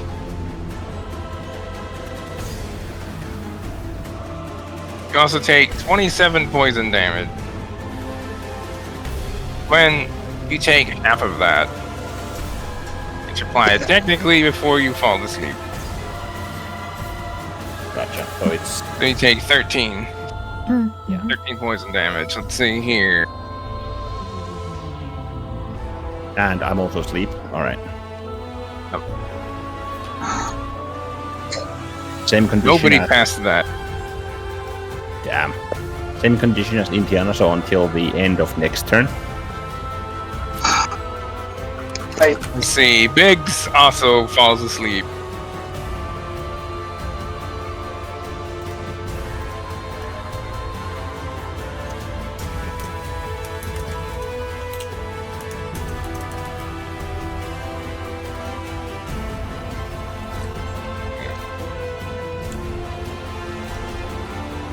Right, so does Olivine and Bella. Youch. Biggs, Olivine, Bella. Sophia takes a whole bunch of poison damage.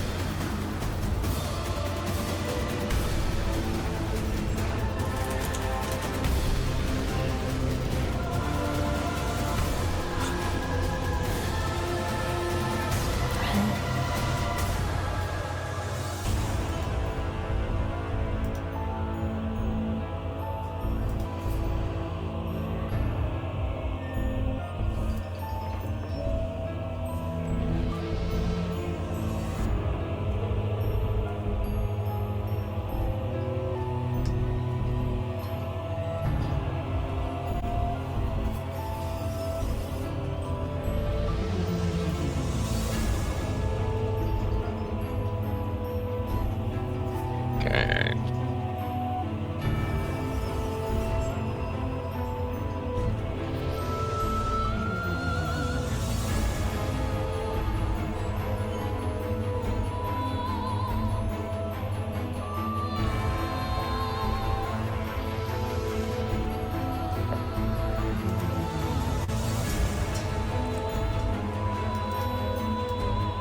Alright.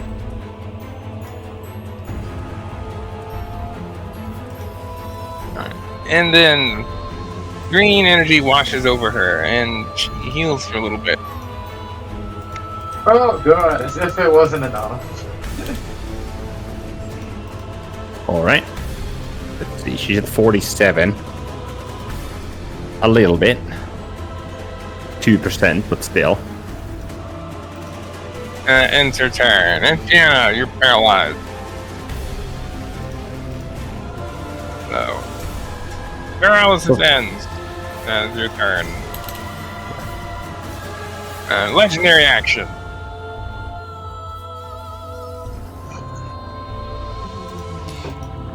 By the way, it occurs to me that premeditation does not have a finite number of uses, but I assume it's probably meant to be, right? You can only do it while the or whatever the fuck it is that. Okay, so Thunderside, yeah. tied to Thunderside. Gotcha. You're Alphagore. Oh, Yeah, when a creature targeted by your hunter's eye. Yeah. Avatar Nature then holds out a hand towards Sophia. Radiance Proboscis shoots and then hits her. Please tell me she's still up.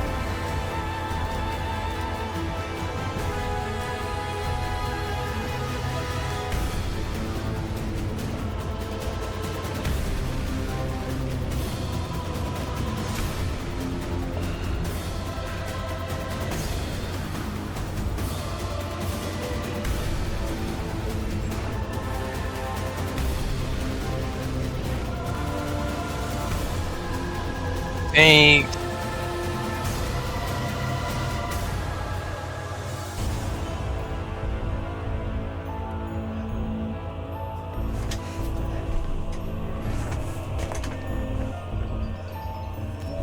Yeah.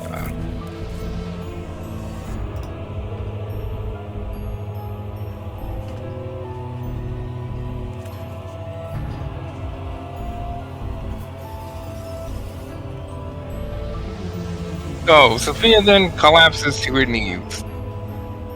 And she begins to look very pale. Sophia is dead. Like dead? Wow. Fucking hell.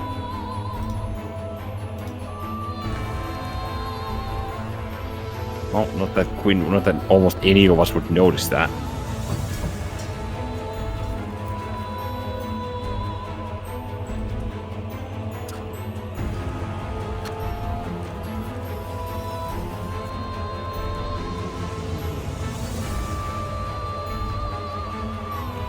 I don't think I think Wendell might have seen it, or Wendell and Robin, who were still they weren't put to sleep, I don't think. But no one else. I see it.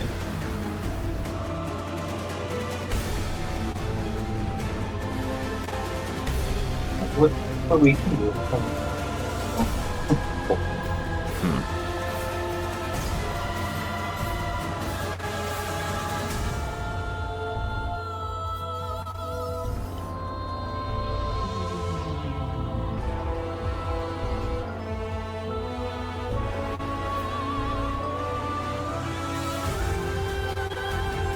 Oh yeah.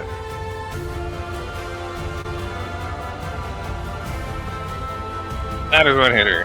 On.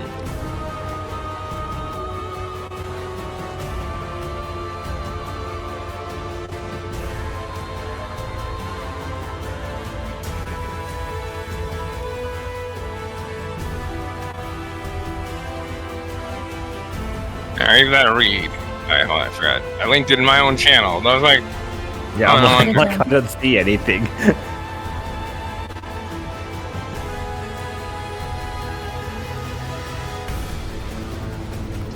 Just fucking crush her heart. Proboscis. One action. Avatar of Nature heals for twice the damage dealt. Additionally, if this attack reduces a creature to 0 hit points, they are instantly killed. Yeah, she fucking pierced her heart. Avatar Nature heals for what?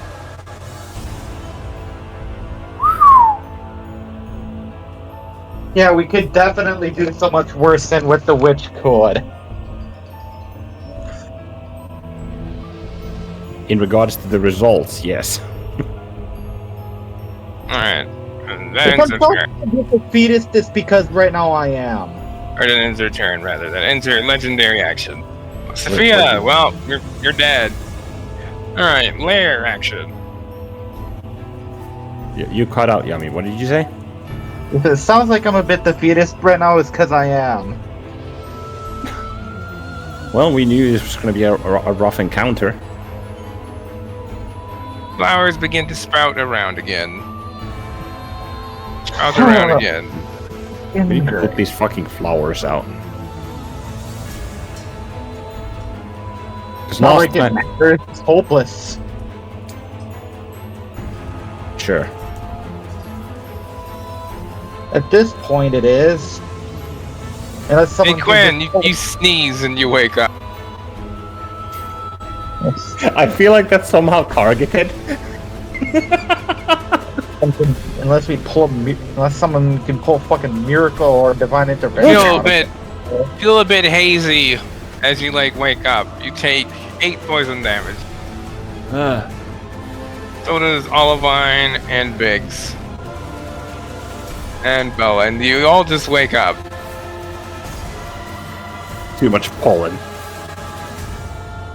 Daisy, on the other hand, Wendell takes a whole bunch of poison damage.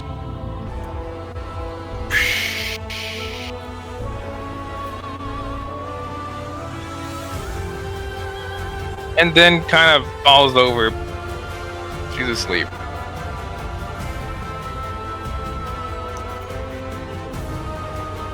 Yeah. Well, tit for that tat, I suppose. Poor Wendell could never finish her fucking gun reload. Yeah, she just like falls asleep, like laying on her gun.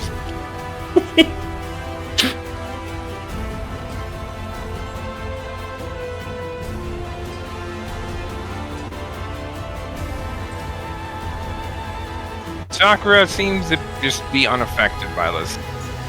Yeah, makes sense. Sakura, it's up to you to save our asses.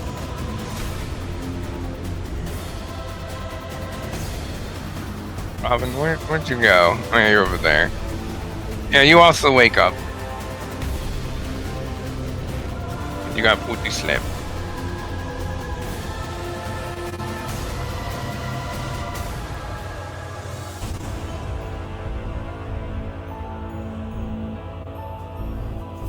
Alright, so Robin kind of pulls herself to her feet, takes aim at Avatar Nature, fires 3 quick shots at her.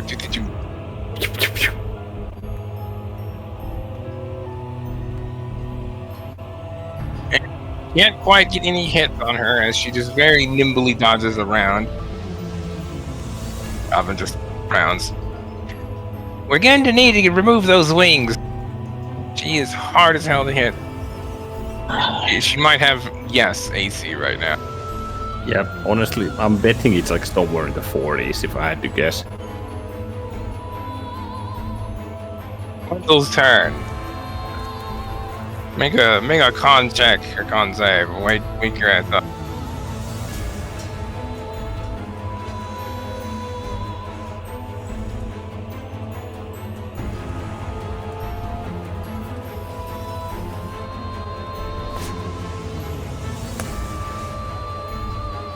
Wendell just kind of rolls over, and now she's like laying upside down on her gut. She's still asleep. Sleeping with her sweetheart. Third action. You watch as brambles begin to form all across the walls and all over the ceiling. Ugh. Before thorns just shoot out in all directions.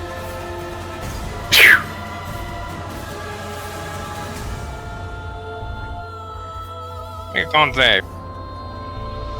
Can I like hide under the brambles, like at the very edge of the fucking wall? It's shooting directly into you. Oh fuck.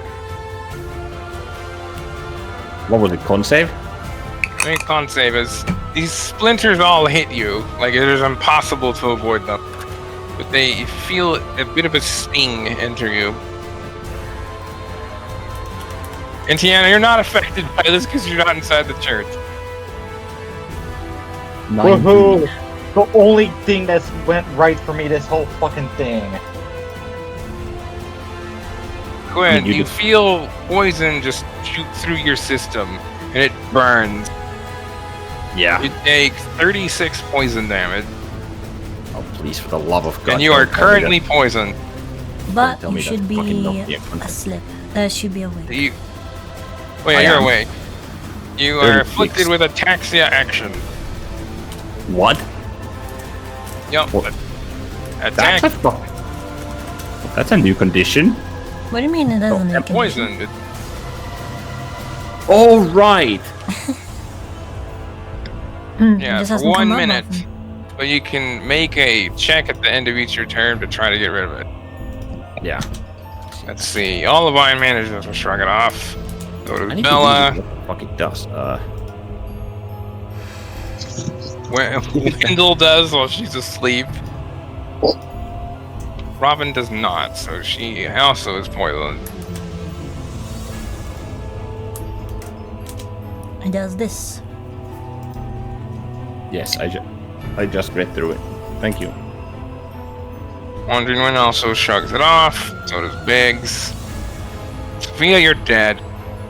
Yeah, Quinn, if you wake up, you look around, you see a very pale and clearly dead Sophia. She looks as if she's just been drained of all life. Desiccated. Shriveled. Yeah. Yep. I'm not sure, just very, very, very pale. Okay. And with a wound in the center of her chest. Yeah. Is it like through the middle of a rib cage, or is it like? Can I the roll like a bottom of her medicine? ribcage. Can I roll like a medicine check to see like Yeah, if it roll actually- medicine. actually like crushed her heart? Because if it did, then that's bad. Well, This would be medical knowledge, yeah. Yeah, medical knowledge. So you take a look, and it doesn't look like it hit her heart, but it essentially got around it. So Oh, her heart okay. isn't destroyed, but it's clearly been damaged. Alright, so Wandering Wind's turn. Who runs up over here and then lays a hand in the center of her chest as divine light just washes over her and Sophia snaps awake like "Eh." And then takes a potion, bottoms up. Well, her haste is gone because dead. Yep. And she then heals for quite a bit. Because Wandering Wind can administer potions to others as a bonus action. Cleric. High level cleric be like, this is nothing. I've handled so many potions in my life. Where are you, Sophia? There you are. I can quick load potions. Oh, jeez. Back to full because she rolled really good. And she doesn't have that much HP either. She is a bit of a glass cannon. A little bit. She does a lot of damage. She can heal for quite a bit. Alright, so that then ends his turn. Bella's turn. Bella is awake yet. Or no, Bella is still... Did she awaken from the Yeah, freaking... she woke up. Yeah. Everyone who was asleep woke up. Okay, so no one's asleep. I mean, Wendell is asleep. Hey, Gwen, roll 2d13. Hold on, I'm checking I forgot about that. who was asleep. Biggs isn't asleep. Just Wendell's asleep right now. What? Because pretty Oh, much yeah. everything got put to sleep in that last attack. Okay, so Wendell is still asleep. Olivine is not asleep. Yep. Oh, everyone's awake except for Wendell. So D6, right? Yep. Yes. No, I mean roll 2d13. 2 instances of 1d13. Oh, Bella's cards, I completely forgot about them. 12 and 13. Roll a 13 again. 4. 12 and 4. Wasn't 4 the fucking Soulfire? Or am I misremembering? Or it's 1 and 3 or 1 and 4 do big things. Oh, there you are. Yeah, Elf Shadow.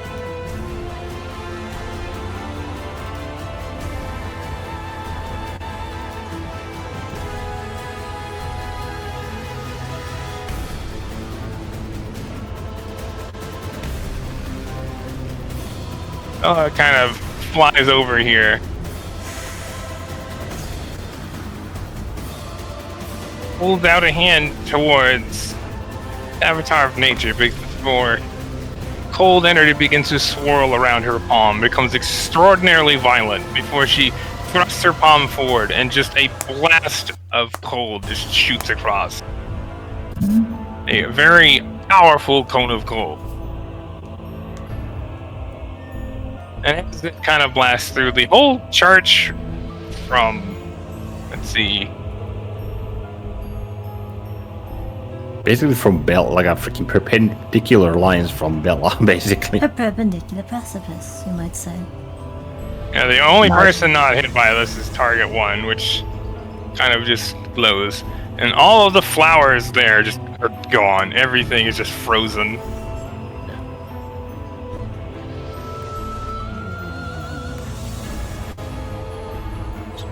So like this.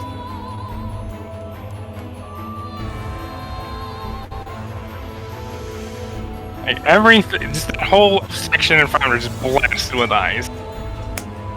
Avatar of Nature loses 12 charges. She's at Bella 15. forced her to nat 1. Nice. Good shit. I was like, fuck this bitch. Poisoning the shit out of her. A common sentiment at this point. Does it also render some of the blind unusable? Thank God, yeah. Because it's completely covered in ice now. Yeah, there's just puddles of frost everywhere. Yeah, a winter wonderland in that area. Yep.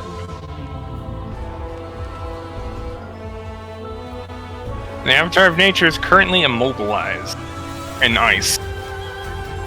Oh, it freaking it like It like catch frosted her. It like catch her feet. No, just her whole body is kind of like covered in a layer of ice. Imagine a bird is You're long looking at this, enough. you imagine she'll be able to break free once effectively it's her turn. By Until the then, way- she is immobilized. I imagine the burn that was applied to her earlier is gone by now, but she took damage at least once, right? Yes. It was 22 burn, and I imagine she Yep. took the damage. So she had removed 3 charges because I forgot to reduce the charges for that. 12. She's at 12. Yes. All right, back top of the round. She'll take a short break. Alright, unpause it. Yes. Big just kind of like runs around here, jumps onto the ice, and just skirts across. As he does, he pulls out a large knife and then slashes at the wings as he skates past them.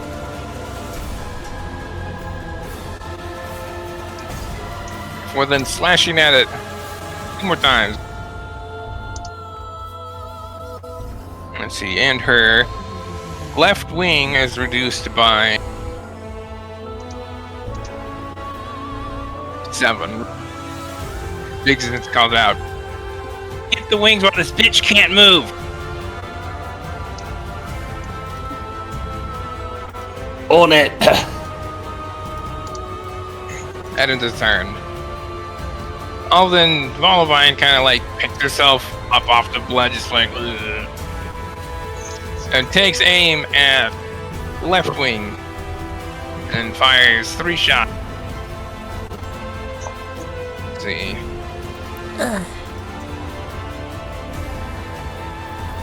Her left wing is now reduced by 7. You on that, Ollie? For the 14. Not 214. 14.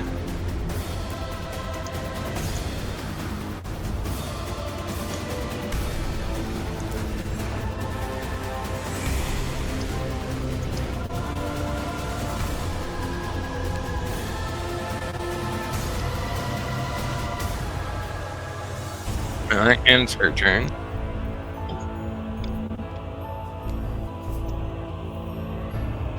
Actually, no, she got one thing. So, a silver clock appears above the avatar of nature. Then begins to spin and slow down. And as it fades, a white shell forms around the avatar of nature before then shattering along with the clock. Leg rest. And Big Wedge goes down by 1.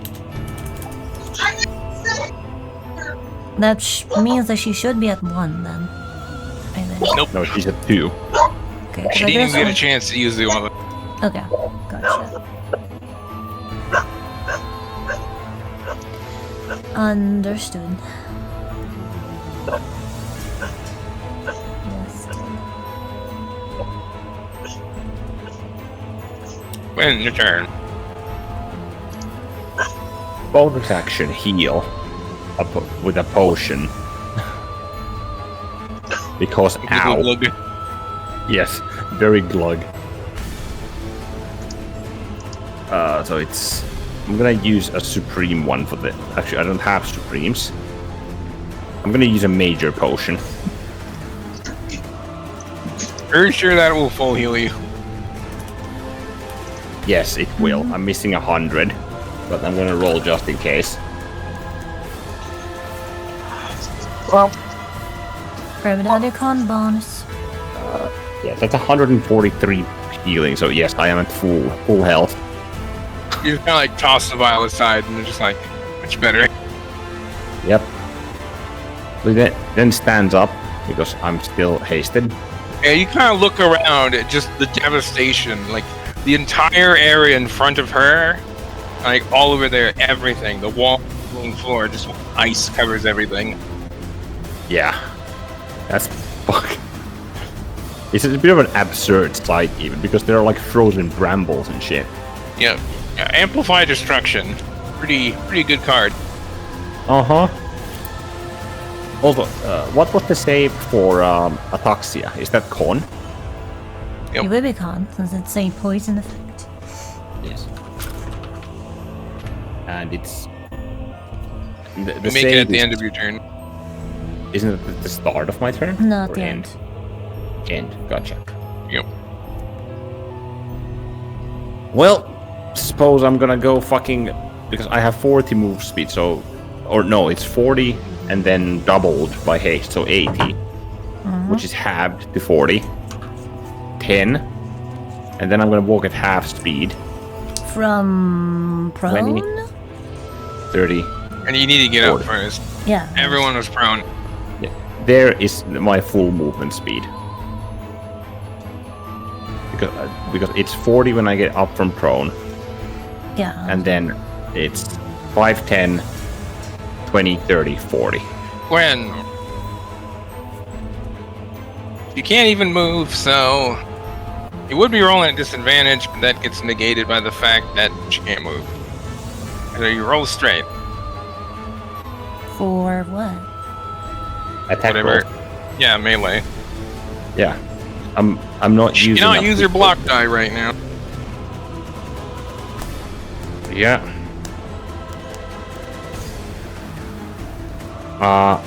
Yeah. I'm stunning this bitch. Or actually no, because she can't move, but she's still active, so she can use that fucking... what the fuck was it called? Legendary Resilience. That can still be used. Yes. Yep. You could also force her to use it. Oh, 'cause- wait, no, she cannot. She cannot. If I do reduce her to 0, she can't. Because of Odigos. Yes. A martial override. Yes. Yeah, dice.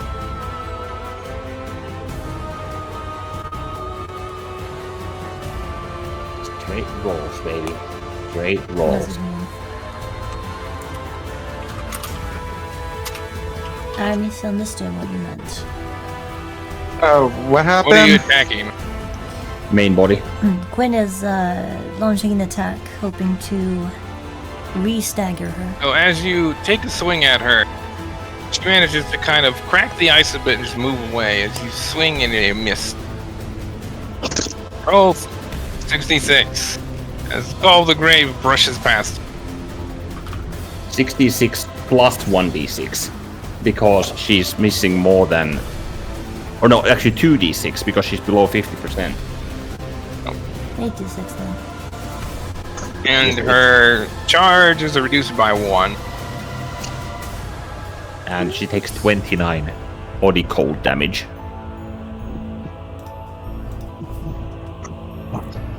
She's at 11.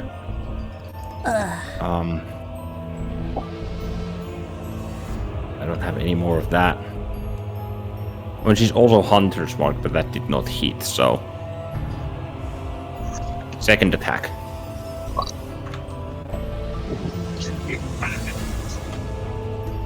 $47. So as you take a swing at her, you lose your footing a bit and just kind of hit the ground in front of her, which shatters the ice. God damn, her AC is fucking high. Alright. Roll conclusion. Yeah, That sounded like- Even though she's immobilized, what the fuck? Sounds like something else. We'll see. 28. Felt as if that was like a force of will. Mechanically speaking, she just used determination to make you miss. This bitch. This fucking bitch. You guys have crit her a lot. Yes. Technically that would have been a crit too, but it wasn't a natural 20. Because my crit range is pretty fucking good right now. Thanks to Amarsha and lesser viciousness. Yep. Seeing this, Quinn's gonna go for her fucking right wing. Right wing this time. They take a swing at her right wing. There's a 45 hit. So with her unable to move, she tries to like move her wing, but she just can't do it. As you just smack right into it with Amarsha. Roll critical damage. Yes, because that is critical as well. Yes. Like literally speaking. My crit range is 16 right now. Or no, my crit range with melee, because she's below 45 is, let me check. Just a second. That one would apply to her wings, Oh, okay, never mind. because they don't have HP. Gotcha. But it's still critical damage. In this case, I'm assuming the critical damage is more to determine like how many fucking charges get knocked off. Essentially, yeah. Yeah. Likely. Hey Quinn, Yes. roll 1d5.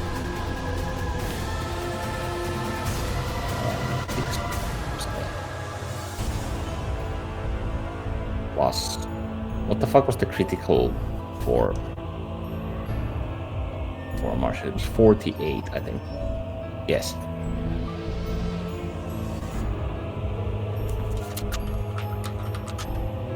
And then D5, is it? Yeah, 1d5. That's a 5 on the D5.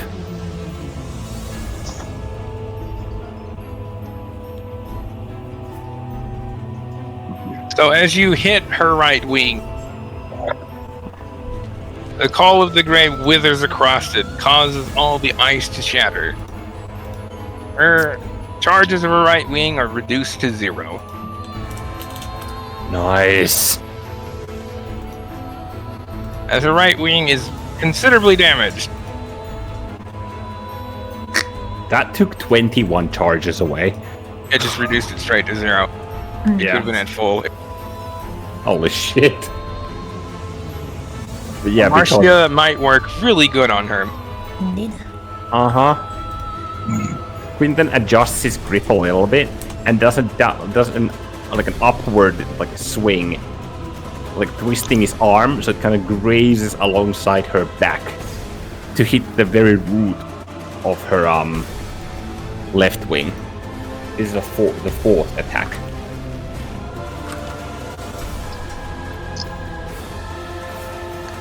And these are still made neutrally because it's negating the poison. Yes. 40. Roll critical damage.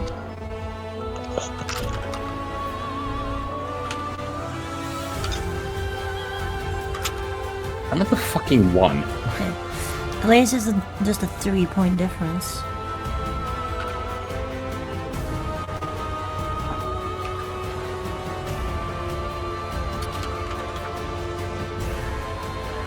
That is Roll 25 1d5. 2. So as you hit it right at the base, it withers across all the way through it, and her wing falls off. It's at 0 and Her right wing has been destroyed. It's been severed, yeah. Alright, no, that's her left wing. So yeah, her left wing has been destroyed. As the part or the end of it just kind of withers over down to just like a husk. Yeah, suffice to say that wing is gone. Nice. It's gonna be real awkward to fly with just one wing. Now she truly is a one-winged angel.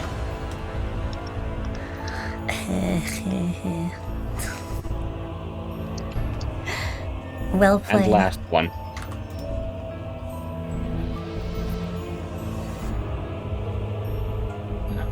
He kind of just adjusts his grip again, pulls back, and just shoves the staff Fucked into her. her. Yeah, with that immobilize. That was so good. She goes for her right massacre again. Bella has failed like so many saves against her right now. This is like Bella's revenge. That's like the fucking I can't talk. The fucking vengeance of the hero of darkness. The Queen of Darkness is not to be trifled with. No. So you take a swing at her, and she tries to move, but she can't, as she is encased in ice. As you just hit her right in the side. And as you do, the ice shatters away, while the skin below it begins to wither. Is this also critical damage? Nope.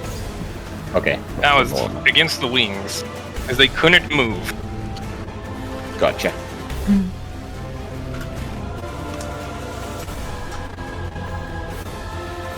My 4.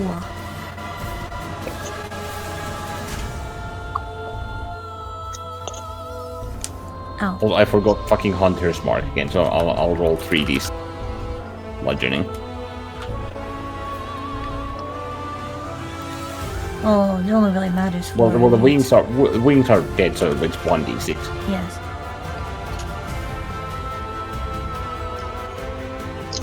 Alright, her charges reduced by... That's 5 bludgeoning, 43 cold. Her charges reduced by 3. Alright, handle that if you would.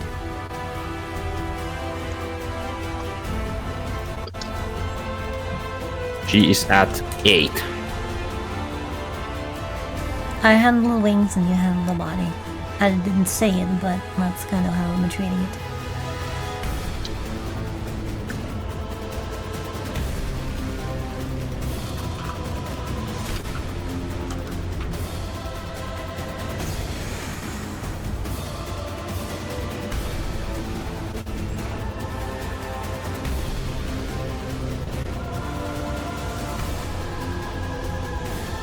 And that would end his turn.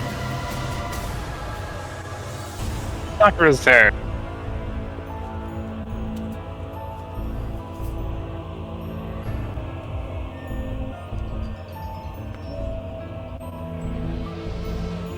Sakura kind of runs over here, steps on the ice, and just slides right towards the Avatar of Nature. And as she reaches her, she leaps up on her. And then just leans back and just bites her in the neck. Ugh. Okay, Sakura.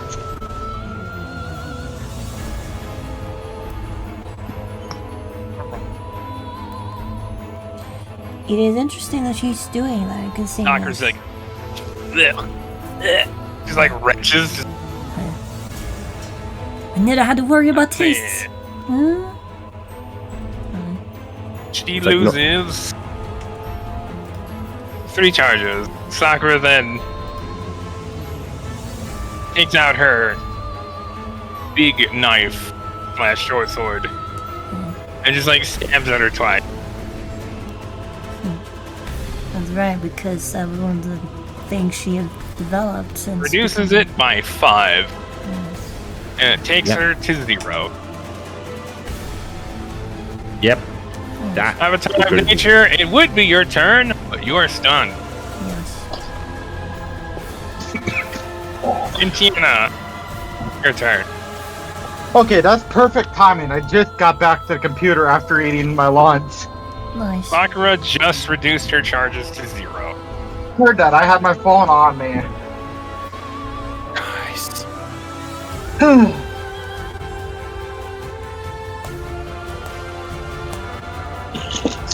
So she's completely defenseless to shit. Yep. She Like, is. she didn't do her legendary resilience either. She is. I don't think she could. No, she did not. She is weak to all damage except to cold, to which is vulnerable. Or sorry, I think defenses. it's only to Amarsha, I think. To defense. Yeah, I'm gonna Again. assume that. Wait, roll intuition, because you're just like, wait, you didn't even try to use it. Right.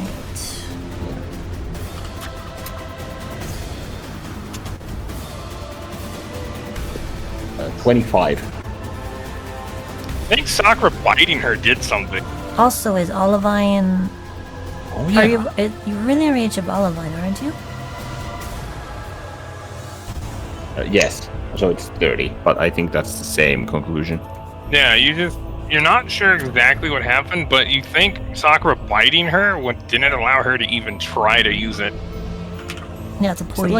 like a shocking grasp thing? That's the only thing that comes to mind. Shocking grasp I'll have to ask wouldn't her. apply to that one. Twin, roll perception.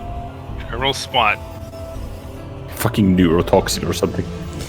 Probably. I mean, she's still a spider technically, even if she's humanish. So her biology probably has a means of dispensing poison or venom.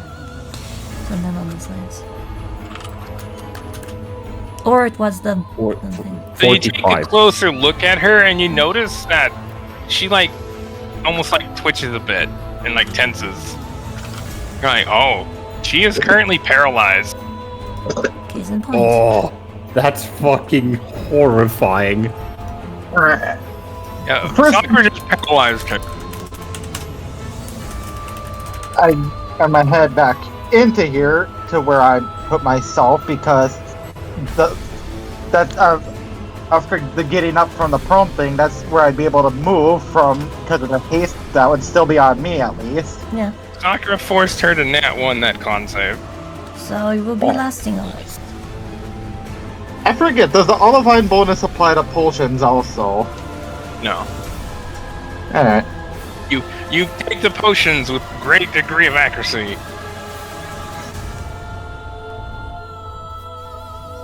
Well, bonus action is superior. Wait, no, that is the one I'm thinking of. Yeah, superior. And then I apply 8 instances of my con mod on top of that.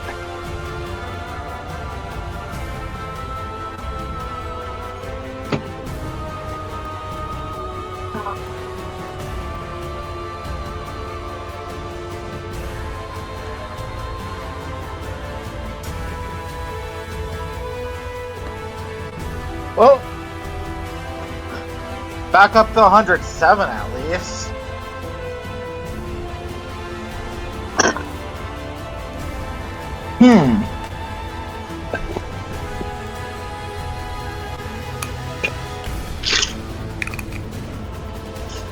I have a dilemma here.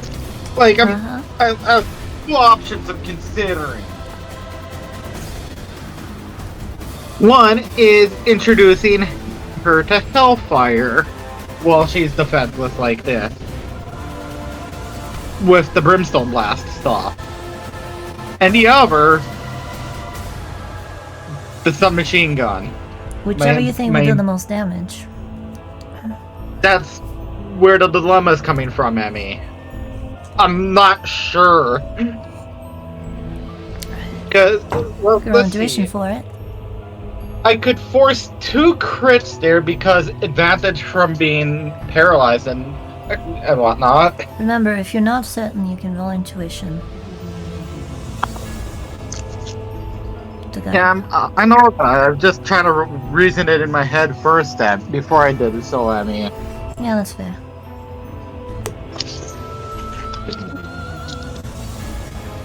It's not that I forgot intuition is a thing. Well, it's you, so... I added this time.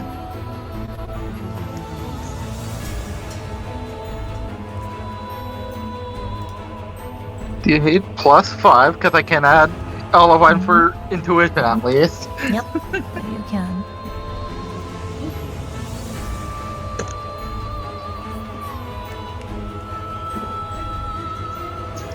Not too bad. Good.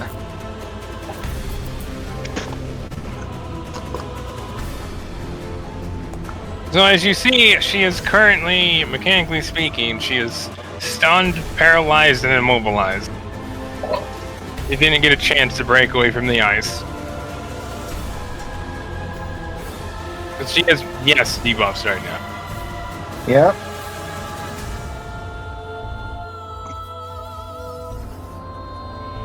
Oh, you know, mechanically speaking, you'd be making attacks against her at double advantage. And, okay. So that would mean So my, lots of hits would be good, probably. Or, yeah. Yeah, lots of hits and lots of damage dice.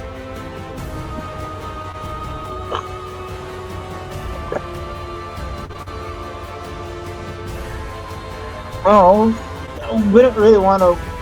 I'm leaning submachine gun there because I wouldn't really want to apply with where everyone else is, with where the 3 is around her. I wouldn't want to apply the fireball from the Eldritch Blast if I did that way. So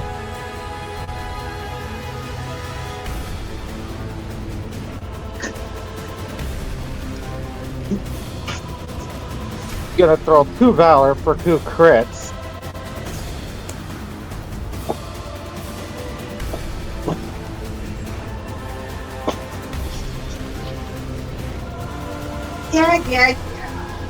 Roll critical So- damage. Twice. Yep. 2d8 plus 16 plus... The Hellfire damage is doubled.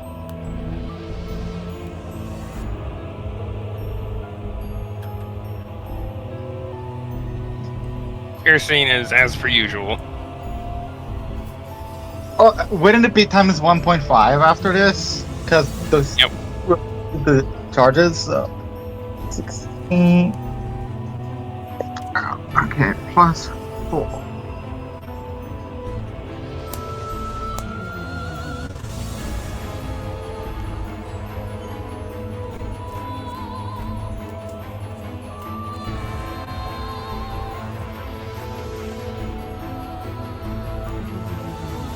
Times 1.5 for the first crit.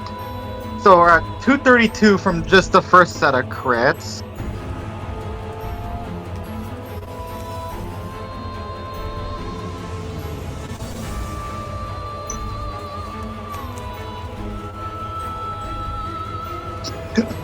RR6 1d4 RR1 times 2. Or is this is the double after the 1.5 from the Hellfire? Instead of 1.5, it's just 2.0. Okay, just making sure here.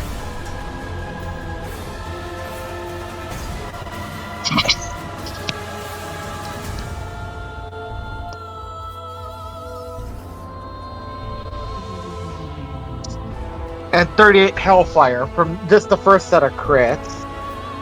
Oh, I forgot to add plus. Hang on, I forgot to add 4 to the end of each of those. So I think that would be 78 based on the double part. No, not 78. Yes, less than half, less than double. That's 6, not 5.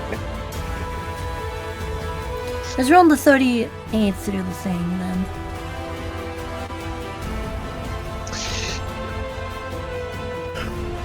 Yeah, I figured the math out already. I mean.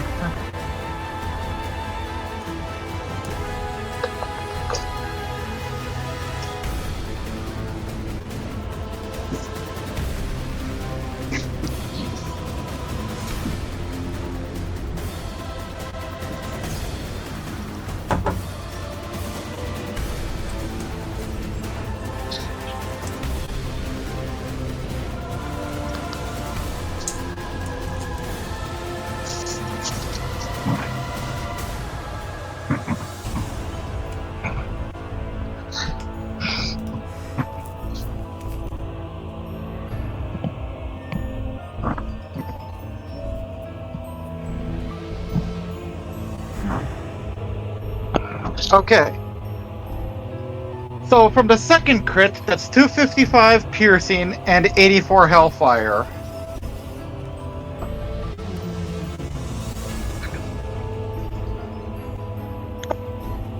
How's the broad looking after that?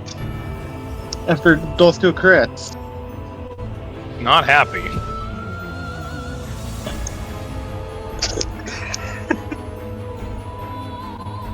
Alright. Now for the haste Suffice to action. say, that did considerable damage. Now for the haste action attack, which it's double advantage, I believe you said. Still so. Yes. I am not gonna. I will, because I forgot to say that I was gonna apply it with the first 2. I'm gonna use the marksman thingy to take away the +5 I would get from all of mine to an additional 10 to the piercing, unless I can retroactively add the 15 to both of those other 2 damage things or whatever, because I forgot to. Actually, I'm gonna not retroactively do that because I forgot to, and this will help me remember to do so. Disregard me.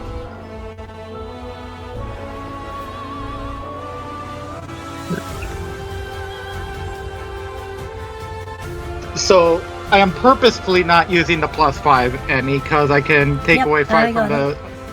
Oh. I got it. The ploy.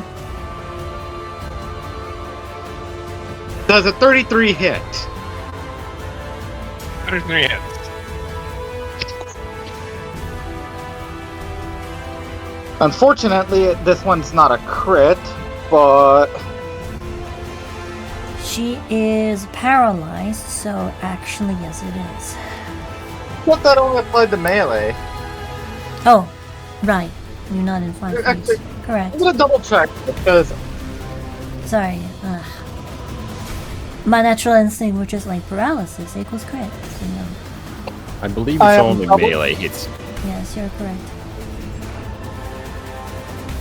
I was about to go into scroll up in the conditions thing to double check that one.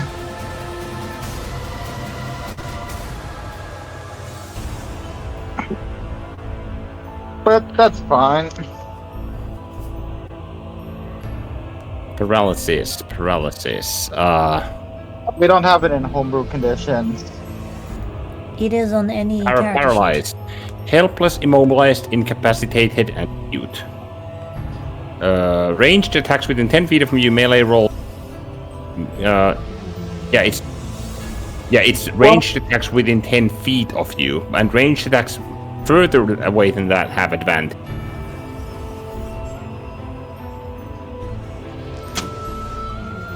So yeah. Yeah, it's not a crit, unfortunately, but No. Does this Infernal Marksman apply the plus 10-2 to Hellfire also, or just the piercing? I'm gonna. Well, I assume it's 1 instance of damage, so. It does not say.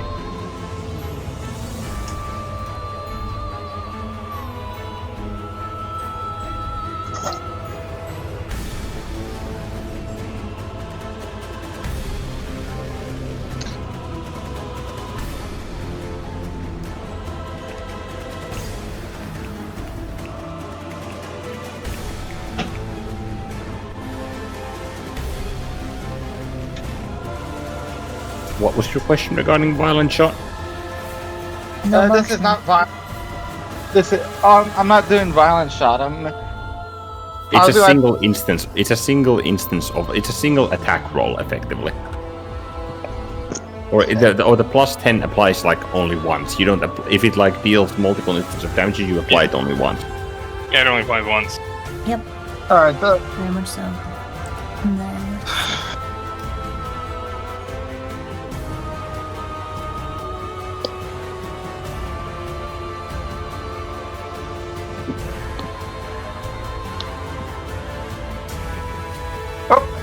I'm gonna re-roll that damage because I forgot to do RR6. Well, I'll do. Yeah, I'll do it this way. Oh no, I did it right. I did it right. I'm done because it only applies once You said it, instead not of me. 6 bullets.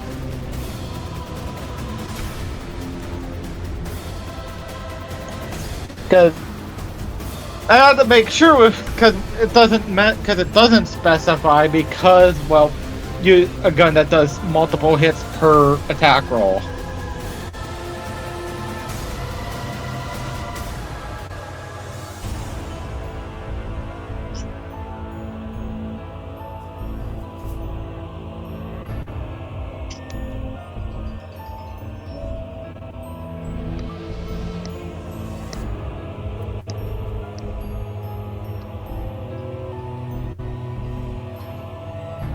Okay, that's 129 piercing.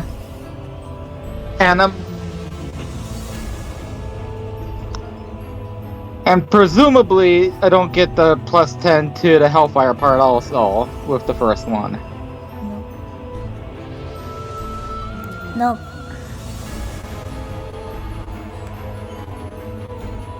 And 36 Hellfire from that last one. Hellfire is doubled. I did that. Alright, making sure. I did that with the Hellfire because there's no modifiers that apply to the Hellfire. I can just do times two in the roll part.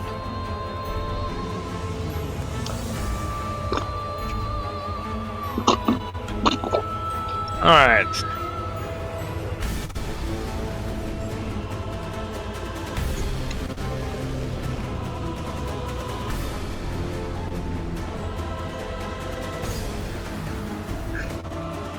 So, that'd be my turn.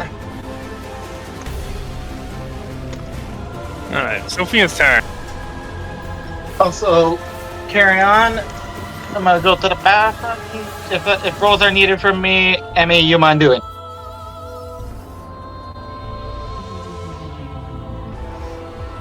Alright. Alright, let's see here. Sophia gets up from being yelled. Yeah.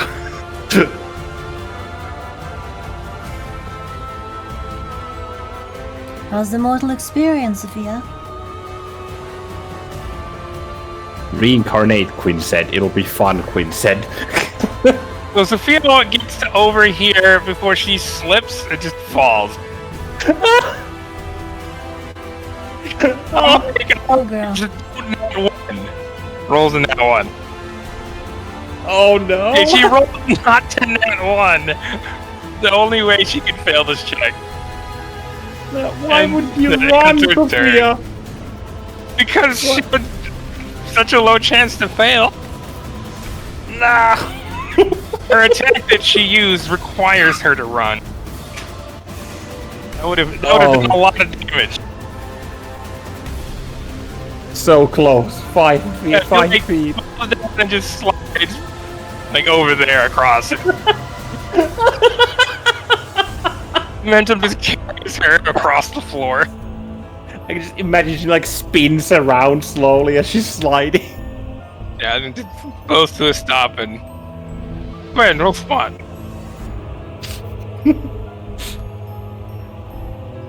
Sure, even though he spoke exactly. This is like from his side eye. This is hard to miss. She goes right through your field of vision. Yeah, exactly. Plus 5 plus 5 plus 6 plus 2d 10. Like, you don't really need to look away to see this. I can Yeah. imagine. So you just like peer past the Avatar of Nature out here. She's just laying on the ice, and she has a very fiery blush of clear embarrassment. That it's like everyone just saw me do that. she's just rubbing her butt, being like, ow. Yeah. Like that would have done a lot of damage, but she. And that's why you never declare that this is going to be so cool or anything like that. Because the dice gods will She had hear full you. charges on her crystal, so it's like, all right, this is gonna do a lot of damage. Ugh. fucking face plants into the eye. Oh no. Player action, Avatar of Nature. She can't do it because she's currently stunned. And paralyzed Sir. still. Who takes aim at Avatar of Nature and fires 3 shots. Pew pew pew. She should still be paralyzed as well, given the Yes. no. Yeah, you said that or not. You said it a few times. Sorry. So each 3 shots hit and they connect cleanly and they do a bit of damage. Avatar Nature starting to not look too good. Daisy to Gwendol's turn. Fails the con save. She's still asleep. Yep. She snorts and rolls over at her side and just like snuggles her face into her gun. Wendell! Hello. This has a very high DC to wake up from. Jesus. Yeah. So even with her con mod, she's still failing.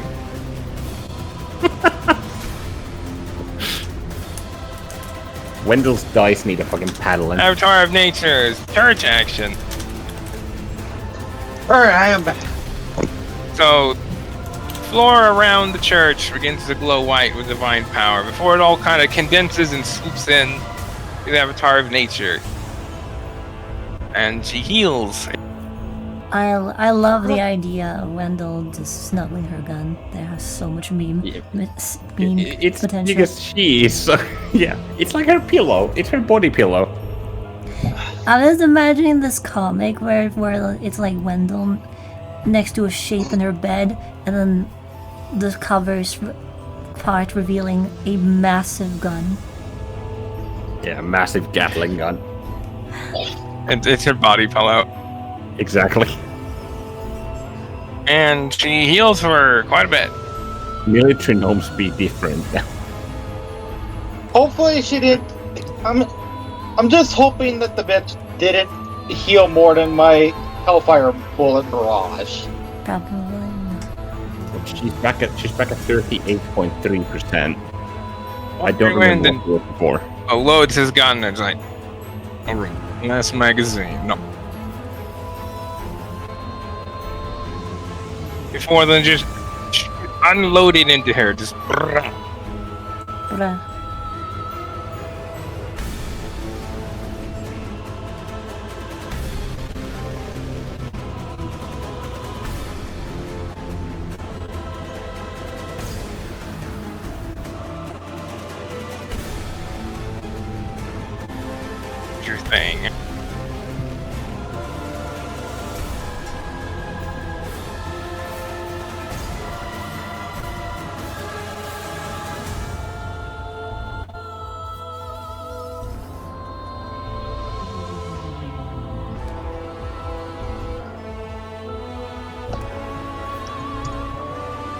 With her unable to move, he just proceeds to just shoot at her, and the ice around her just breaks away in chunks, along with blood just splattering around her. He gets some really good shots in on this chick.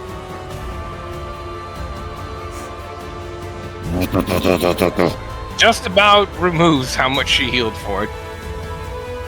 Wait, no, it does remove it. Yeah, it's 0.5, 1.5. Yeah, so he does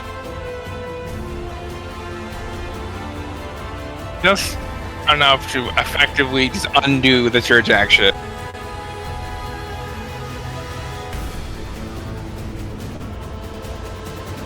Bella's turn. Hey Quinn, roll 13. June, since this is a 1d13. See what her deck of shadows has to say. Her deck of shadows has to say the following: 5 and 6.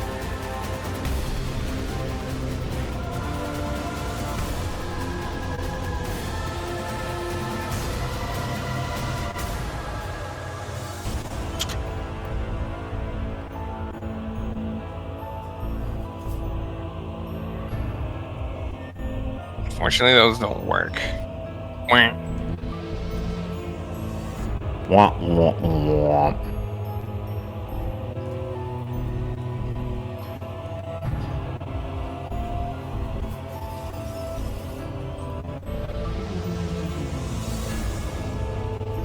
So Bella holds out a hand in direction as the Avatar of Nature is engulfed in fire and the ice around her just shatters.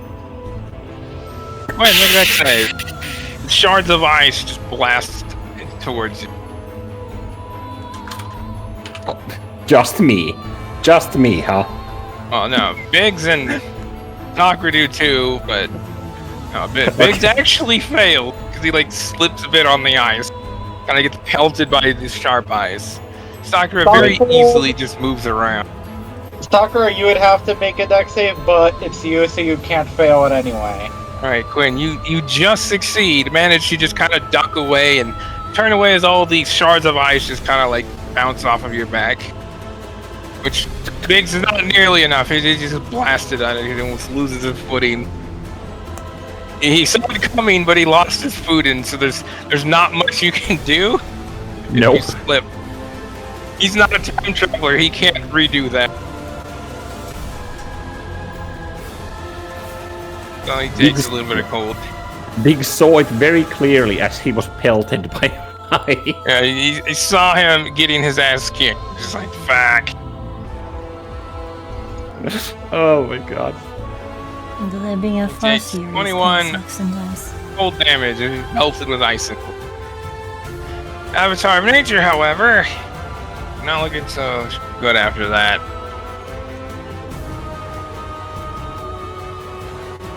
She currently has 21 stacks of burn. And that's on top of her. She's no longer immobilized.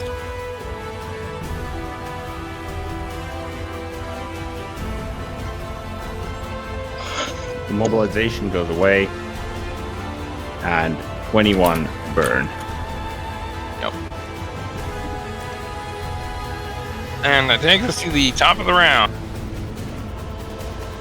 Which will take us for a break. Neat. Let me fucking pause. My mouse will wake up.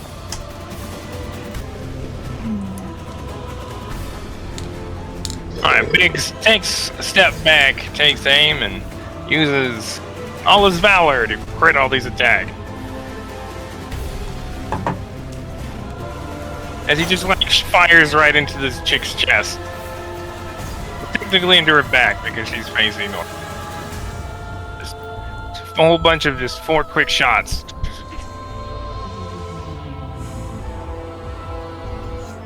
She takes quite a bit of damage.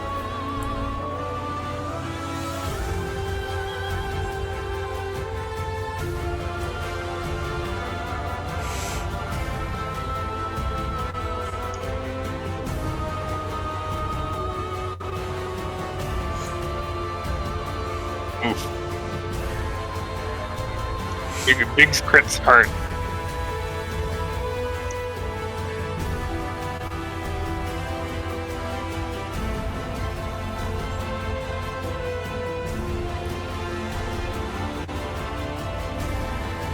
And she's not looking so good after that.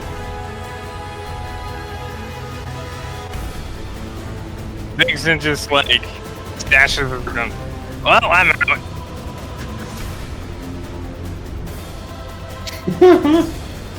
He's out of ammo for his rifle. Just used the last of it. That ends there. He did almost 500 damage. God damn, Biggs. Olivine kind of reloads her gun because she's not very good with this stuff. She has gunner, but that's like for pistols. She's not used to this rifle. It just takes a minute to reload it. Alright, Quinn. Alright, before she ends her turn though, she refreshes haste on you all. Nice, because can be done. Yep, so you all are hasted again. Well, you already were hasted, you're now re-hasted. I'm double hasted. And Sophia gets haste back as she just slides across the ground. now she can be embarrassed. Quinn, your turn. She's still paralyzed. She's still stunned.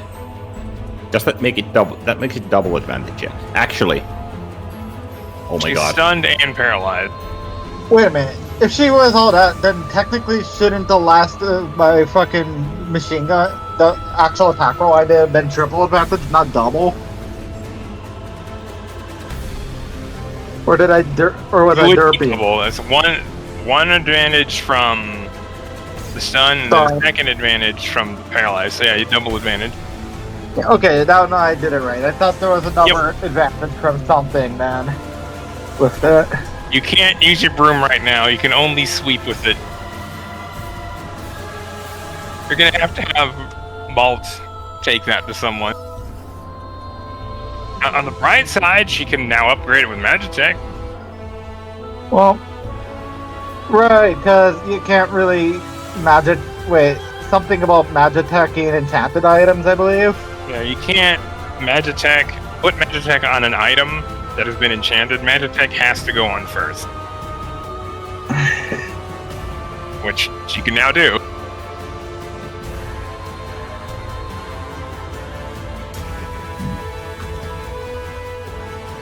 If something's like imbued with like divine magic, that's different. But a proper enchant can't Magitech that. So hey, your broom's currently out of service, but at least you'll know it'll be better when you get it back. Yeah, and I'm knowing Malt, she'll, even though I don't have any ideas right now on what Magitech things I'd want, he would use. He'll give you some option. Yeah. Okay. Here's what I use my flying broom to do. What would be best on this thing?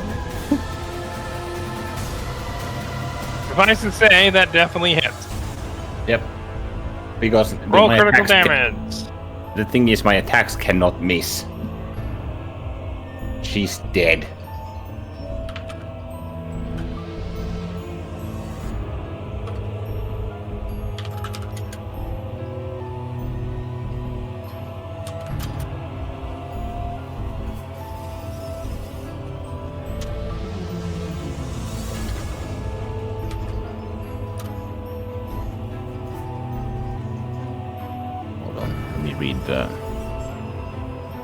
I think the Amarsha cold, the extra cold, is only. Yeah, the cold is double.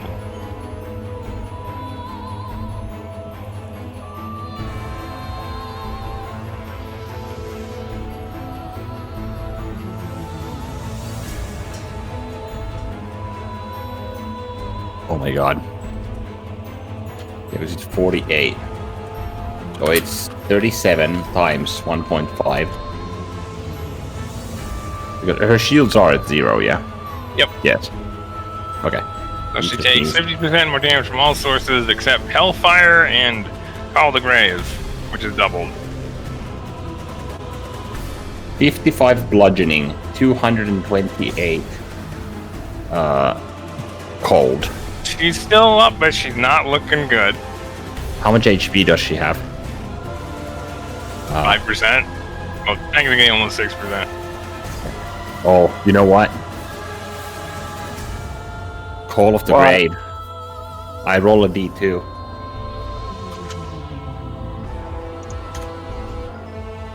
Hey Azu, you know what that means? What?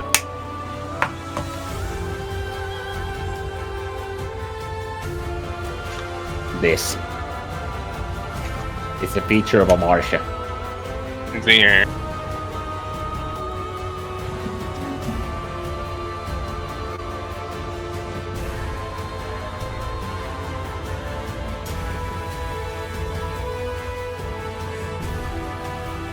Yep. So, as you take your staff and you swing at her, you feel your hand begin to chill as the Call of the Grave swirls around the staff. And as you hit her, and her whole body begins to wither. Not like this. Not like this! Hey, everybody, make a strength save at double disadvantage. She heals to 100%. As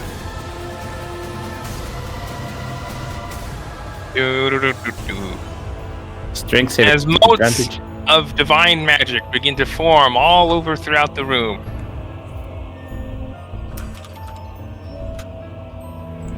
Please absorb the church. 25 Queen save.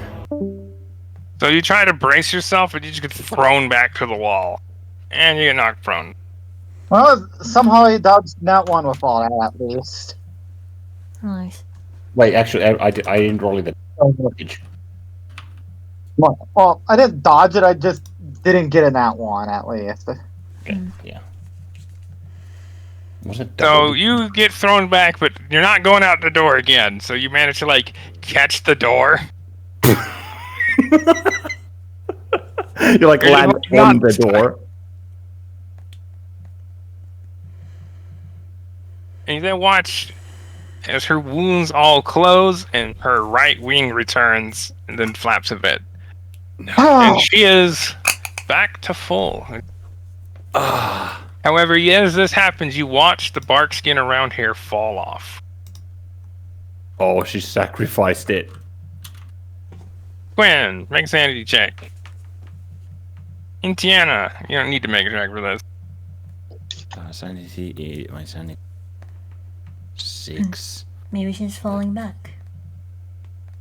No, I don't think so. We're way too fucking far into this. Sanity saves are excluded from Olivine's plus.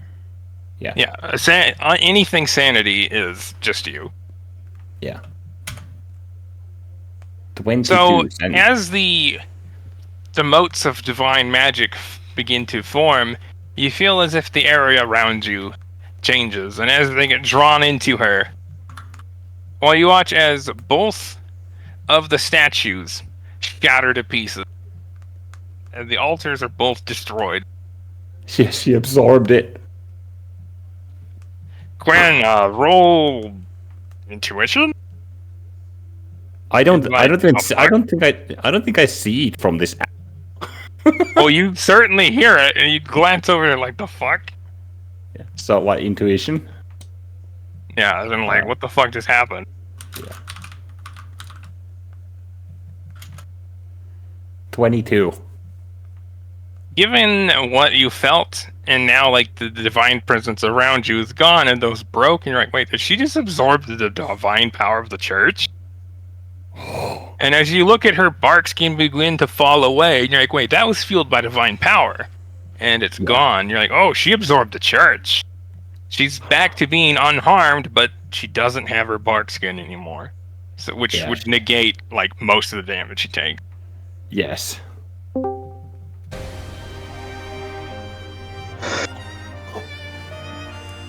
I got chills, you fucking bitch. Alright. So are the statues just gone? They're just shattered to pieces, just splintered on the ground. The bitch is just a sore loser. And she looks pissed. Everyone's just blasted away. Except Sakura, who just kind of like skirts across the ground a bit. She like digs her nails into the ice.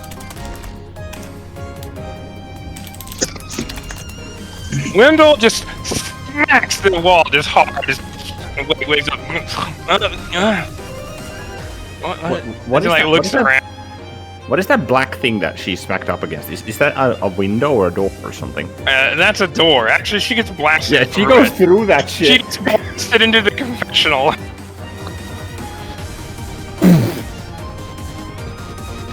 Yeah, the door just like breaks off its hinges. That's some extra bludgeoning for Wendell. Wendell takes a bunch of bludgeoning damage. Because she was asleep and could not brace for it, and then she smashes through the door. Like, you guys all managed to just avoid getting hurt, but you fall prone. Wendell, on the other hand, takes 36 bludgeoning damage. It was a very rude awakening, followed by her gun smacking into her. Her beloved is like, no, don't leave me.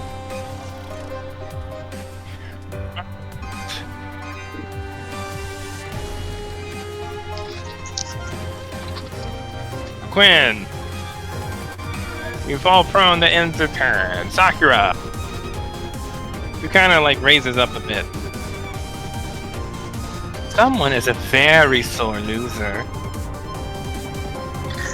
Avatar just snaps her attention in that way. If looks could kill. Yeah. Sakura kind of like skirts off the ice. Back over on top of the altar area. Nope. Tell me about it. Tell me about it, Sakura. My patron was planning on doing something with this place after everything here, and now there's not much. There wouldn't be much point in that. Sakura then takes aim and then shoots at her right wing with all 3 shots, shooting right through it. And it is reduced by 6. Right wing is reduced by 6. 24. Yep.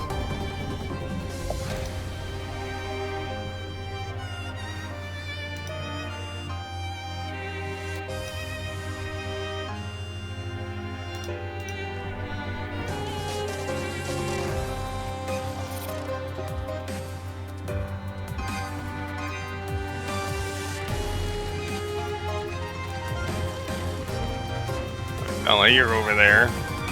Oops.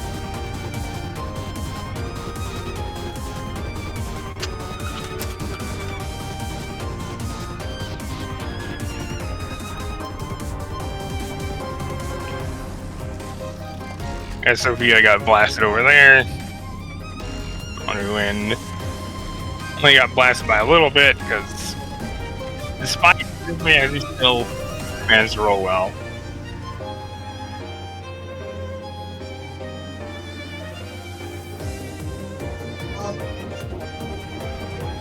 So she flies down over here towards Sophia. Kind of twirls up and then just slams her left foot right into the center of Sophia's chest. Ouch.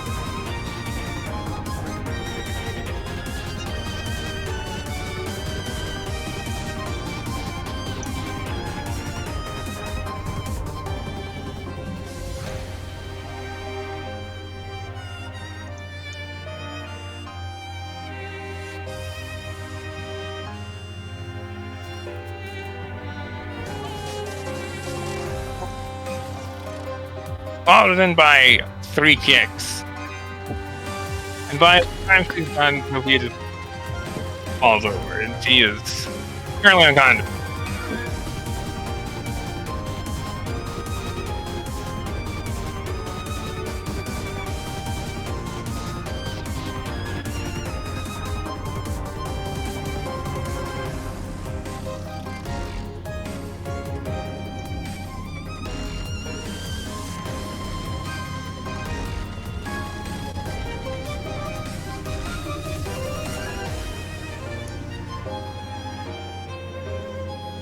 Okay, then she moves back over here.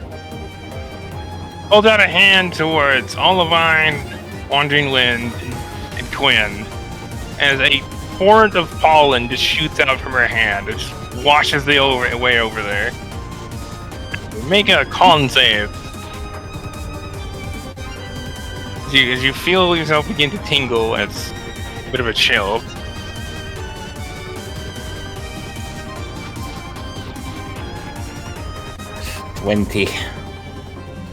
So you feel just assaulted by the pollen. I accidentally put this in play. Oh, whatever. Doesn't matter. And you take...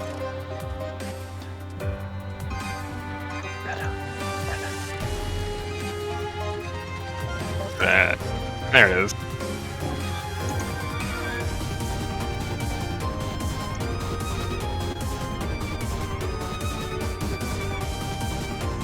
He takes a total of 30 poison damage before reduction. And you are poisoned! Again. Once again.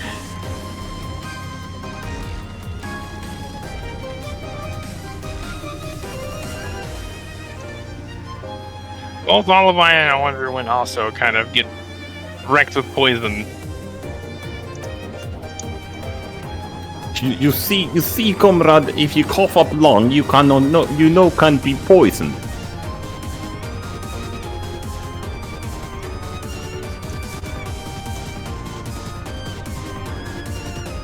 Alright, so Olivine and Wonderwind are also poisoned.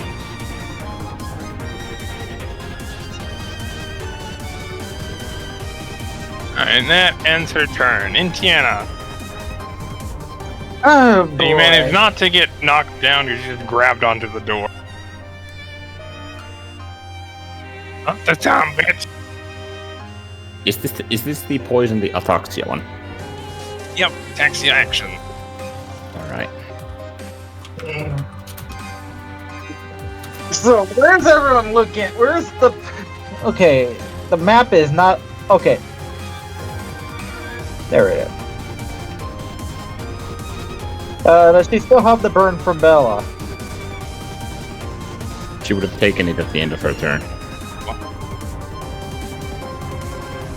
Or some of it, at least.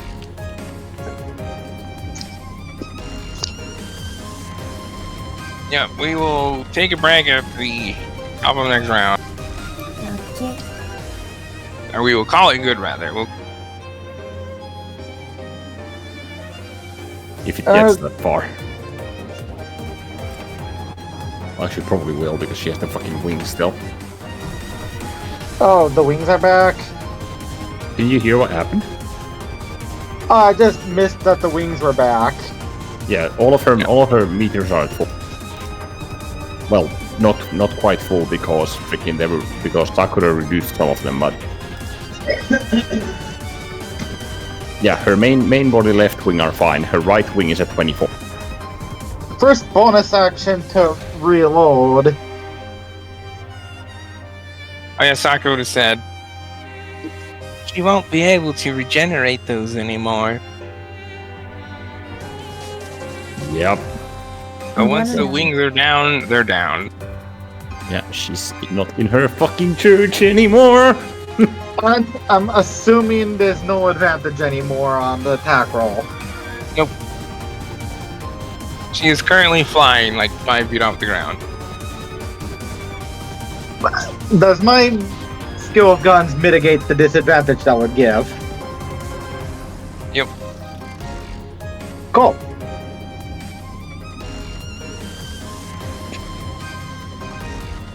And She's about 10 feet up right now. where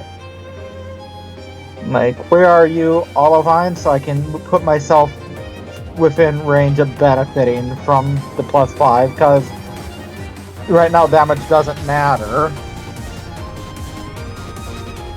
Well, actually, now it does because she lost her divine bark skin. If I'm aiming at the wing, because we're going after the wings first still, presumably. Well, presumably, yeah, but yeah, she just doesn't have her resistances. That's why I'm going for the wing. My thought. Okay. We'll take the wings out, then the accurate AC goes down. Yes, they're down forever. That's why I'm going for the wings right now. I'm going for the weakened wing.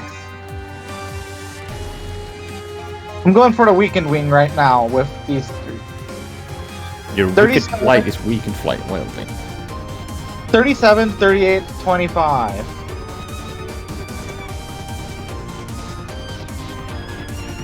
For the 3 attack rolls on the wings. On the So as weakened you wing. take shots at her, she kind of like moves across and then twirls around, and you can't quite get any shots on her. All 3 miss. Damn. Alright. You use determination.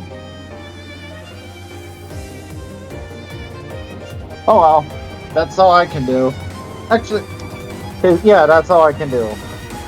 I was gonna say actually bonus action, but no, I used my bonus action to refresh my magazine. Sophia who gets up from the ground. Right now, she's currently dying. You're dying!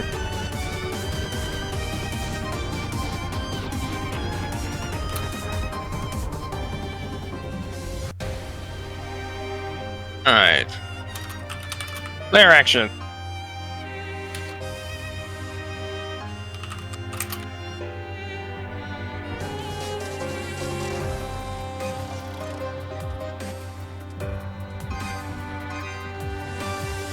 In here. Yeah, because church actions do not apply anymore. Nope, they are gone. Alright, let's see here. Alright. Vines begin to shoot out of the ground from all directions. Everyone, make strength save. God damn it, I was hoping that since it's no longer her church, she wouldn't get that anymore either. Strength save. That's not gonna cut the mustard, but at least it's not an @1. That is a natural one. I will use my fucking... actually wait, because it doesn't raise the natural, so it's Doesn't a raise the natural natural, one. so. Well, still a natural one. So, vines grasp onto you and Tiana. Quinn, they grab onto you and just pull you to the ground. You are restrained and prone.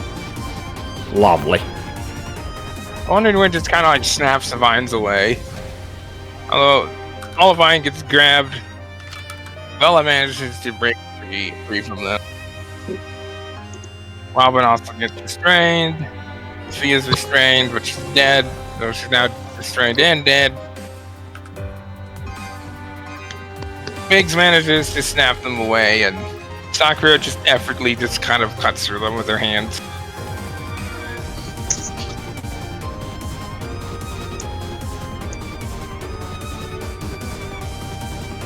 And Wendell's unaffected because he's over in that other area. She's technically in a different room.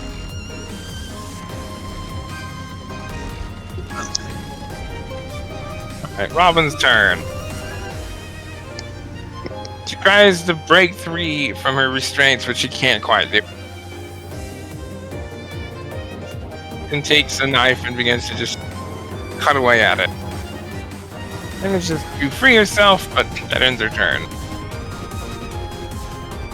Wendell picks up her gun and starts to crank it in this room where no one can fuck with her.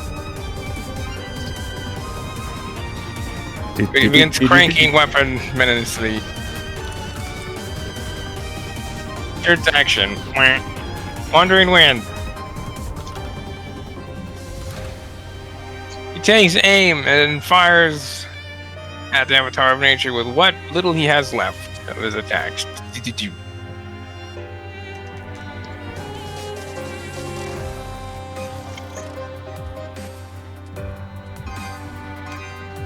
Aims for the right wing.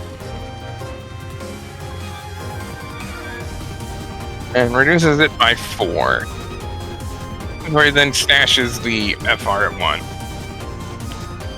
4. 20. And then draws his pole arm and then kind of just, carefully walks across the ice. A menacing cat walking at you menacingly. And he takes a slash right at her as the pole arm in his hand begins to crackle with lightning and just cuts into her.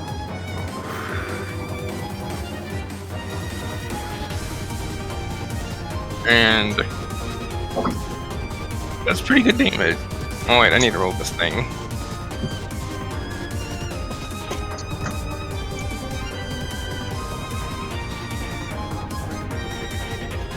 Alright, that's a crit. Let's go!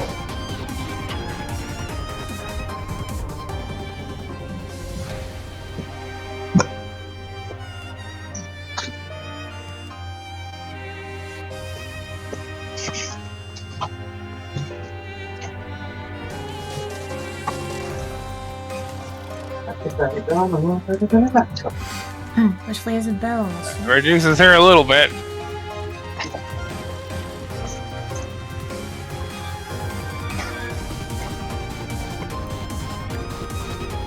He then takes his pole arm and then swoops at her.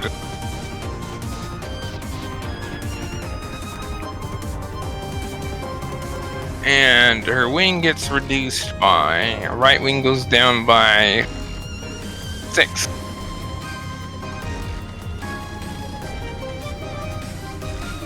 Nice. As both her and the wing gets hit by this attack. And that ends Wandering Wind's turn. Bella!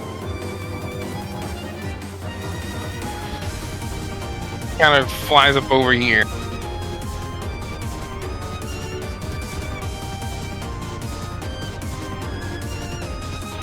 This ad.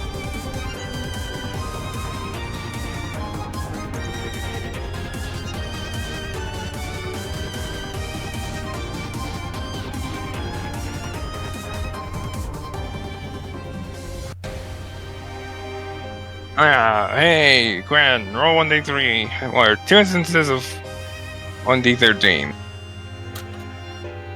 See what she can do. 9 and 2.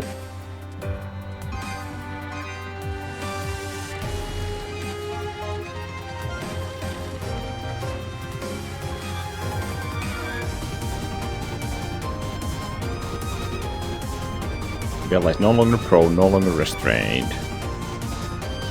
And no longer poisoned, trying to get all the stuff off of her. What's on?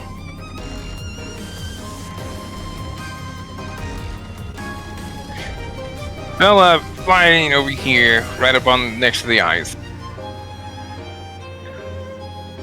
Right up here at the corner of it. She claps her hands together and then presses her hands down on the ice. As large pillars of ice shoot up all around the avatar of nature.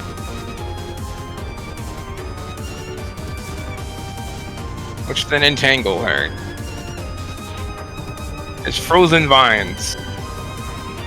The avatar of nature is currently restrained. So as that happens, a white shell forms around her before then shattering, and all the ice vines around her just break away. And that's down 1 leg res. Nice. Okay, and top of the round. And this is where we'll call it good. This is a fucking mental roller coaster for me.